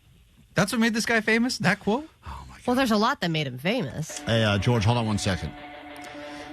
You win by predicting Johnny would not know. Klein Alley Show. Takeaways from today's show, then we get the hell out of here. But don't worry, Sluggos will be walking in moments. Got more spots for you on that standby list so you can travel to Madrid. Mad Cool Festival, 21 pilots, all in your future. In about 15 minutes, your name on the standby boarding list all day long, all week long. Remember, later this week, we do the show live from Breckenridge, Colorado. A bunch of listeners. If you're new to the show, we know some people are discovering us every day. Part of the reason it's great to make this your official show in the morning is that we start doing these listener getaways, and we've taken listeners in the past to Vegas and this time to Breckenridge for a ski snowboarding getaway, and who knows where we'll be traveling to next. But the key is you keep listening so that we can hang out with you outside of the studios one of these days soon. All right, to San Bernardino that one time. That's a good point. We did. Yep. We went to Loserville. We took that whole bus, the bus of biscuits, to Fred Durst. So we do all sorts of dumb stuff. Whenever we can think about it, we just do it. Well, they say there's certain people that you travel well with. And I think that there are certain people that you can be friends with that can't travel with. Yep. I think that we travel well together. Let's do takeaways from today's show, and then we officially get out of here. What do we got on the text line? All right, let's see. 213, my takeaway is it's all fun and games until the white man puts you down. Yeah, very famous quote. 626, my takeaway is the newest food trend is BFDursday. Hey, guys, get ready for some BFDursdays. Breakfast for dinner every Thursday. It's going to catch on. You were at the beginning, and you will tell your great-great-grandkids you started the movement, BFDursday. 818, my takeaway is Happy Whimsical Women's Month. Yep, that's 213, right. I'm not here for an abortion. I'm just getting my V waxed. And 818, my takeaway is Klein is a turbine tease. What's your takeaway, Jake the Nerd? You want those flat mountains, man. Got to get them flat mountains. No one likes that vertical incline. Allie, got a takeaway? My takeaway is Mother Nature's a baddie. She is super hot. Cougar. Omar, takeaway? My takeaway is that Johnny is quick with his head. Very, very quick. Bosses know that. With his head. Oh, yeah. God. Just don't let things bother you too much. Good takeaway as well. Thank you for sharing that. That is good. I think that's the boss finishing. We will. That's actually the microphone we put inside of Johnny's mouth. Listen to that. Just don't let things bother you too much. We will do it tomorrow. Try to do it better. If you need us in the meantime, there's a GOAT line for you, 844-956-GOAT. Thanks in advance for downloading, subscribing to the podcast, finding us on YouTube, Instagram, TikTok, and everything else. Klein Alley Show. And that's all we got for you. All right, bye. Klein and Alley, it's just okay. Do-do-do. Klein and Alley, it's just okay. Oh. Klein and Alley, it's just okay. Just okay. Do-do-do. Klein Alley Show. Mornings. The Klein Alley Show. The world famous K-Rock. 106.7 FM.